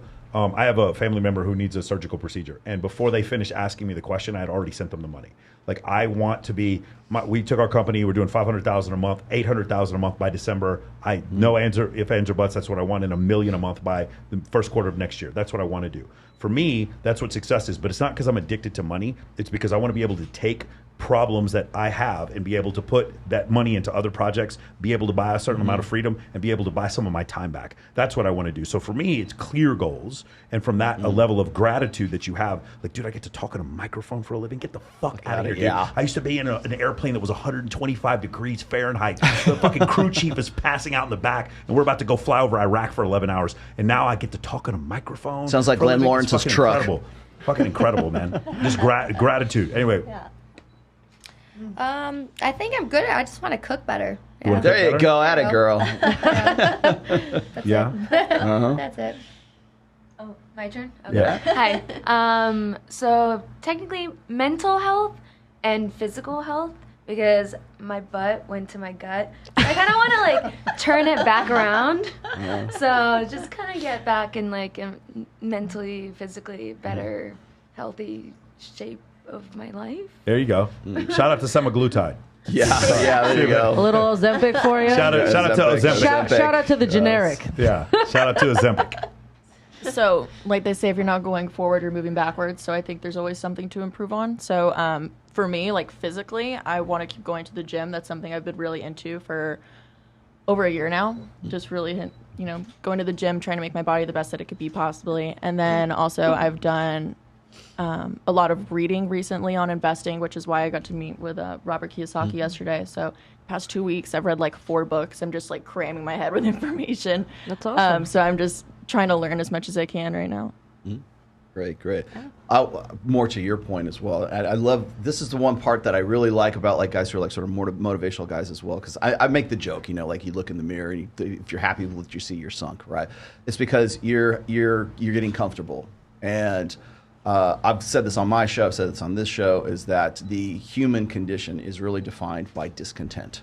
And that's a good thing. It's not a bad thing. So when people say, well, I'm discontent, it's how you deal with that discontent. So you can deal with it creatively. And everybody on this table has just said, hey, I want to do this. I want to learn to cook. I want to, I want to read books, whatever it is. That's being creatively, constructively discontent. Too many people are destructively discontent. So that's when they raise holy hell, or they get drug addictions, or they find ways to sort of be destructive about that thing. And so when I hear people say it's about human happiness, or whenever I hear somebody says, the levels of happiness for women are X, Y, and Z, and they still are taking, record levels of antidepressants right now. I think what we do is we teach women and men too, by the way, just sort of by default, that happiness or like contentment is something that they can get at the end of the rainbow. Like they get a degree. They're going to be happy when they get that degree. They get a business. They get to a certain state in their physique or whatever. The problem is that you'll be happy with that and content with that for a very brief moment, and you'll be like, okay, what's next? If you're not asking what's next, if you're not pushing yourself to the next thing, if you're not going forward, you're going backwards, kind of thing. The going backwards is stagnation, and it's presuming that you can be content until you get to a point where you have to be pushed to the next level. So I wanted to put that out there, because a lot of whenever people ask me, it's easy to come up with something like, what is it you want to do next? What's the next project? What's the next thing? That's great, because that discontent, as long as you're dealing with it constructively and you're building a better life as a result of that, it's not the trophies on your shelf, it's not the accolades at the end of your life, it's your body of work that's going to be like when you're on your deathbed that you're going to be thinking about, and not just the things that you have surrounding you. Yeah, your struggle is your blessing. Exactly. 100%. Exactly. We have another one. I've got one more here for I got member questions here. This is for Brad. This question is about social media. Instagram is dominated by hot women and models. But what do you think would be the best idea for a social media platform for men to dominate? If you had to come up with a social media that is specifically for men. Twitter. You think Twitter is? You think Twitter is? OnlyFans is for men, isn't it? Well, no, I mean like for men to sort of like OnlyFans is for women they dominate OnlyFans because men want to see it. But like in what way? How could you like cater a social media that's specifically for the needs and the issues and the discontent of men? Yeah, I don't know. I wish I had an answer. Well, but you came up with like this wonderful light speed, right? I mean, so. When you were coming up with that, didn't you like see a need for this, and then you did it for yourself, right? Well, you had a need for it. I created it for myself, and I just didn't realize I was solving a lot of other people's problems at the same time. Maybe that's the place to begin. But I don't get the question. What would be a good platform for men? For men to dominate on, for men to be like it's a men's platform, right? Again, I mean, like I think men are already dominating the platforms as well. I mean, again, I don't see this lopsided shit. Like, are women dominating platforms? Yes. Oh. Well, that's because number one, we like to look at women more than men. Number one, right? Right or wrong?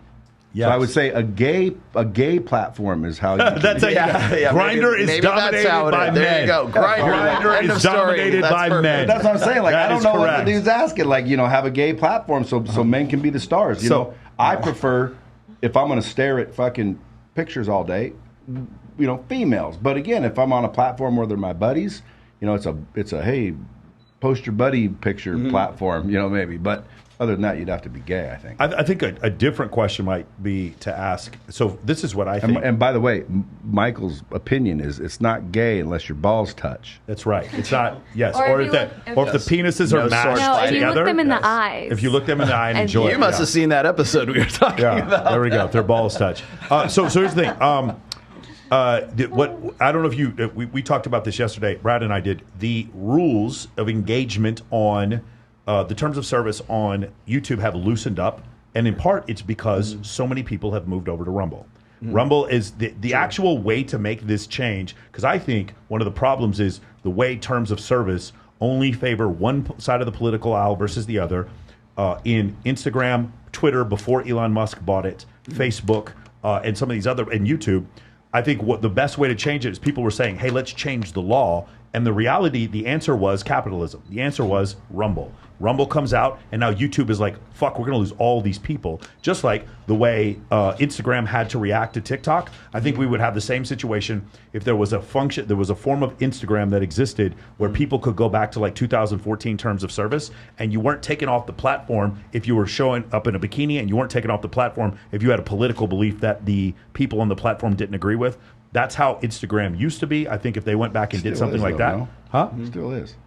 No, if you go on Instagram and you post pictures in a bikini for ladies, if you've lost your Instagram account at some point, please raise your hand. You've lost your Instagram account. I can show you girls that put the light behind the sheer and you see the thing. I totally agree, and it's a matter of time. They're going to lose their account. They're all every one of them is going to lose their account. They'll take our account They down. just what they'll do, Brad, is they just keep making new accounts to try to avoid terms of service, or they'll get reported. Right, but my other point is if you consistently make comments that go against what they believe, like terms of service can go in one direction but not in other, depends on what your political beliefs are, you will be removed from Instagram as well. And I'm saying it used to not be like that. It used to not, and if there was an Instagram that didn't do that, like a version of Rumble, but it was Instagram, I think you would see massive amounts of people go into that platform, and Instagram would have to change their Didn't terms of Donald service Trump as try well. to do that shit? He did. I don't know what happened to it. I was always thinking, as soon as I heard, That was all for you guys. did it? What happened to it? How come Rumble took off but Truth didn't? Rumble hadn't really taken off. Well, no, Rumble's blowing up. They're starting to. They're starting to. What is this? Rumble? Do you know about Rumble? I mean, Rumble's still in the larval stage right now. YouTube is not no worried doubt. about But Rumble. no, they are not. No, not at all. But they do have they will pay people who are popular on YouTube to come over to Rumble. And a lot give of them them are. Yeah, give them quite a bit. I mean, it's like saying Apple Podcast isn't worried getting about an Spotify. endorsement. Now they're worried about Spotify. But that's like saying, remember when Howard Stern was on the radio? Yeah. And he had zillions of fans. And then he went over to Sirius Satellite Radio. But that's because they he offered him lost $60 million. a shit ton of his fans, and they thought they'd follow him over. They don't. Yeah. So but like, they did with Spotify, with Joe Rogan. No, I know, but I know people. Well, again, that's Joe Rogan. Yeah. Number one. Number two, they still used YouTube to use Joe Agreed. Rogan's shit to get him over there. Yeah. So like, if you want to see the full episode, you got to go to Rumble. Agree, but people did follow him over there, and the thing is with Rumble, while I understand what you're saying about it not being as big, of course it's not going to be as big as YouTube. Yeah, YouTube came out in like 2006, but my point is that I think that enough people are moving over there. Like again, Andrew Tate has a show on there. He's doing his shows on there unhindered on that platform, and they are getting massive amounts of views to go over to that platform because they know they're not going to get banned. It's for the still very beliefs. unregulated too. So I will say this: that if Rumble is going to survive, they're going to have to initiate some kind of regulation. Yeah, it's pretty nuts. It's like a little too MySpace of of this. Yeah, you can of say this anything decade. you want on there, like to the point where it's insane. Yeah. Hey, okay, so we got to wrap. We're at time right now. Before we go though, we usually end like this. First of all, what did you think of the show? And then second of all, do you have any questions for myself or Brad or for any of us? No, I had a great time. Thank you for having me. And then, can we give shout outs? Yeah, do it, girl. Oh, by the way, lady, all of your Instagram accounts are already linked in the description. perfect. That's Okay. the first thing. Second thing, I need you to do something right now. Yeah. Can you screenshot the number of OF subs you have, and then tell me what it is in 48 hours? Oh, sure. Okay. Do that. Okay, Anyway, so you want go me ahead, to shout give out. a In fact, Any of you ladies, I want you to do this. It's an experiment we do Okay. every time. Okay, so the OnlyFans is Sarah Jessie, SarahJessie. And you read the Bible on there and you cook. Is that correct? Yes. Okay. Bible study with Sarah. Bible study. And then what else? Twitter, Sarah Jessie XXX. OnlyFans, Instagram, Sarah Jessie 420 backup because I had to make another account. And I just got flagged for 2 pictures again today. Bikini pictures, not showing anything. So we'll see how long that stays up. Can I ask you one last question real quick? Because I know you have a kid. Uh-huh. How much longer do you think you're going to stay in the business? I get that question all the time, and it's just like, well... Do you have a plan, like a 3-year plan? I say after 3 years I'm No, out. I really don't. I don't have a plan. How long? I think it's just going with how I feel and, still You'll look know when it's good. right. So I think I just know. Yeah, I'll just know. I don't, not really setting a date. Because anytime I do that, I'm like, no, it doesn't feel right. Like I'm still making money, okay. And I'll still keep going. So, yeah. Ambry. Thanks for having me. I don't really have any questions yet. I might interject if I do have one. My normal Instagram is AmbryFit, but right now it's down, so my backup is AmbryFit. She was going to testify. She was going to go testify against the Clintons, so they got rid of her. Exactly it. I'm lucky to be here today. Yeah. And then my Twitter is the AmbryFit because some scammer stole AmbryFit before and tried to steal money from people. Yeah. They try to sell it back to you. Yeah. Yeah, me too. Me too. So silly. Yes. I loved being on the show. I loved the banter. It was fun.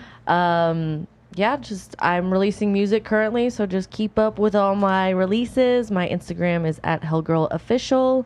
My TikTok is official_hellgirl, and then you can find all the other links on there. And yeah, I'd love to come back. Yes. Super fun. Kaylin. Definitely had a good time. My Instagram is Pretty Poisonous, and my OnlyFans is Kayla Marie. I don't do Twitter. It takes too much. Really? You can get away with stuff on Twitter. They'll let you post whatever you want. Yeah, I have to advertise my OnlyFans on Twitter because there's nowhere else to Well, do it. I have a Twitter. It's Kayla Marie, so yeah, I'll find it, but I don't use it. So how do you? The downside how do of you Twitter advertise is your everybody OnlyFans? will shit all over you. I had it from before quarantine. I started OnlyFans before quarantine, so I have my following from that. That's all. I mean, I try to do the Twitter, but it's just, I don't know. I don't like it. I don't like giving people the. You can find my OnlyFans for what I could put on Twitter. I don't know. Okay. Well, I'm grateful that I was invited here. I haven't been out of my shell in a while, so it's good to get out and talk to people. And I used to see you out all the time. I haven't seen you in fucking years. I know. And but after hearing the OnlyFans, maybe I might start one. You see what we're doing? You may see what we're doing? Do you see what you've done? Yes. Hey, by the way, but one thing I want to say this before. Give up on that nursing career. Shout out to my friend. Shout out to my friend Emily Sears. She's a model and from Australia. She's in a real famous in a Hardee's commercial where there's 3 girls in it. She's a huge model, and I consider her a friend. We don't agree on everything, but I do consider her a friend. She was on Twitter, and they were sitting there. She was making comments. She is a feminist, and they were saying, "Shut up and go back on your OnlyFans," or complaining about her OnlyFans. And she was like, "I don't even have a fucking OnlyFans."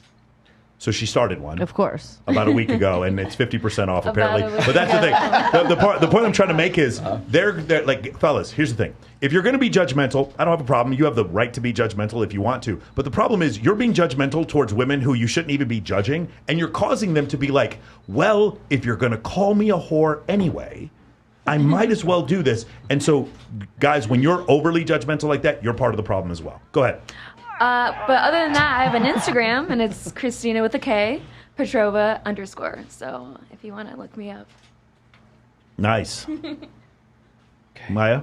You're up. So thank you for having me. I always enjoy being on the show. I know this is my 3rd show that I've done with you guys. It's always a really good time. And you can find me on Instagram at Maya Allegra 02. So it should be linked below as well, right? Yeah. Nice. Brad, where can we find all your stuff? Internet. I don't know. The real, the internet, somewhere. The real Brad Lea. Yeah. Google me. The real Brad Lea. You guys can find him on there. You can It's actually in the title of the video. The real Brad Lea. Oh, you guys can also find him on YouTube for the Dropping Bombs podcast that you do. Yes. You're almost at 500 Or you episodes. just go to bradlee.tv. You can do that as well. It'll just take you there. Absolutely. I want to make a couple of final notes before we go on. A few things that are coming up. Tomorrow, and one of the things I want to go over because I've had a ton of questions about this. Tomorrow is the first round of the Girls of Summer Bikini competition for $60,000. We already have over 100 girls signed up. At Wet Republic. At Wet Republic. Tomorrow is going to be the first round. It's $3,000 for first place, $10,000 for last place. You guys can, or for 10th place, you guys can just walk up and sign up if you want. If you would like to come and join us, make sure you, I'm going to put it in the chat here, hit us up on my school server, and I can get any of you guys in there for free. Just make sure you join us on school. It's right there in the chat if you guys want to come check that out. For the ladies, there's 3 of you ladies that are competing tomorrow. The way, or 4 of you that are competing tomorrow. The way it's going to work is it's 50% in person. So judges, Sarah's going to be one of the judges, and 50% there's an RF code that you're going to share. And all you guys watching are able to watch it because we're going to live stream it on Instagram. Can you tell me a little bit more about the code? Is it going to be like online voting? Yeah, it is, but here's the thing. The way online voting works, and this is what we're going to do a little different, if you win online, you get 3rd or better, but you're not going to win first because of online. The only way to win first is if the judges that are there pick you first. Got it? That makes sense? Because it got a little ridiculous where girls who were like getting peed on or giving away free OnlyFans subscriptions or whatever, they were like getting tons of people to vote for them, or more importantly, they were spoofing from stuff outside the U.S. So in order to try to control that, we basically made it so that the online portion is only so big. Does that make sense, guys? Those of you who are not in Los Angeles, if you don't get enough votes online, you don't qualify for the top 3. No, you do. You can win the top. Sounds rigged. Oh, I'm not doing it. What do you mean? Well, so all the girls who are getting all the votes, and then the judges vote from those girls who got all the votes? Negative. The judges, though, they pick the top 10. All that matters is that the girl who wins the online portion can get 3rd or better. It doesn't mean they win. Does that make sense? No, but I believe you. I'll watch from the scenes. Just take the money and run, girl. Just take the money. It's 10th place for $1,000. What are you talking about? Okay. Out of 100 girls? Oh, no, it's not 100 girls. It's for the whole thing. Okay. It's not tomorrow. There's not 100 girls tomorrow. There won't even be 30 girls tomorrow. Okay. Got it? Sorry. Half of them won't show up, girl. They'll all be I wouldn't worry about this. It's not May the odds be ever in your favor. Exactly. Okay, cool. Just want to make sure you guys understand that. Number 2, we're going to probably have a party in SB's party on the July 11th in Los Angeles. I'll tell you more about that. I am going to be debating Zerka on Flat Earth. I was just about to say. In the next week or so, he legitimately wants to come here and debate me on Flat Earth. And you guys know I have a minor in astrophysics, so I'm going to be having a serious debate with him. I don't think he's serious about it, to be fair. I don't really think he believes the Earth is flat, but he just wants to troll. We will have Zerka in here. Who else will we have with Zerka? I don't know. Who else? You? Rashid? Mike Rashid is going to be coming. Mike Rashid might be on next week on Access Vegas, so you guys, if you want to meet him, he's coming back in town for that. Also, July 27th will be Babes in Toyland. Support the troops in Los Angeles. If you guys want to come there and help us, we're going to be supporting troops overseas. That's going to be in Los Angeles as well. Also, one of the rounds of the Swimsuit USA World Championship, that is going to be starting on Wednesday, the 26th in Los Angeles. Babes in Toyland will be on the 27th, and on the 28th will be the second round of the Girls of Summer Bikini Competition, July 28th, if you guys are interested in coming to that. So awesome. We really appreciate you guys. A couple more shout outs just before we go real quick. Guys from No Jumper, we have contact with Sharp right now. We're working on getting Sharp in here. If not, Adam and Flocka as well. The 20th. Okay, so yeah, we've got Sharp coming in.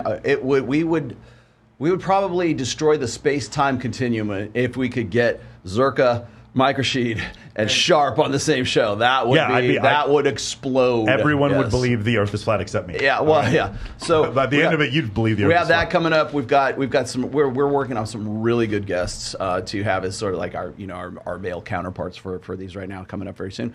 Just a big shout out to everybody at Sticky Paws for your work. Excuse me. I said, hey. Don't botch it on my fucking congratulations, partner. Thank you. But yes. I appreciate it. Give me that. Get some water. Get some water. Yeah, you got to fix it. It's been wonderful. Make sure you subscribe to Access Vegas, because I know we did the half stream today, but we need these numbers to be way up. We're trying to get watch time hours on the first one. Also, thank you for all the work you guys have done. Glenn as well for Robert Kiyosaki. This entire week has been really, really. These guys have made all this stuff happen, and your crew and the crew, Allie and Aaron. Tristan, call an ambulance. All right, are we good? Yeah, I'm sorry. Okay. Brad, Brad, do you have any big guests coming up on Dropping Bobs? Jordan Peterson. Yeah. Really? Oh, nice. Yeah. Old Jordan. Yeah, is that it? Yeah. Okay, I'm trying. Yeah, that's it. No, there's probably more I can't remember. I'm trying to get my profile. Tell Tommy so Lair and I said hi. I can get back on Dropping Bombs. I'm excited to get this guy on Dropping Bombs. Yeah. For sure. No problem. Get some of these ladies on Dropping Bombs too. That'd be interesting. Also, my show coming up on Sunday, 1 p.m. Pacific, 4 p.m. Eastern. Also, Rule Zero, who's hosting? Thor. Rip Hill Thor will be hosting on Saturday. That will be at 11:30 a.m. Eastern time. So that's it, guys. Thank you for watching, and we will see you guys this time next week. We're doing it once a week for the next 4 weeks. Next 3 weeks. Next 3-4 weeks. So there you go. All right, y'all. Thanks, Take guys. care. See you guys. Appreciate it. See you guys at Hakkasan. Don't come stalk us.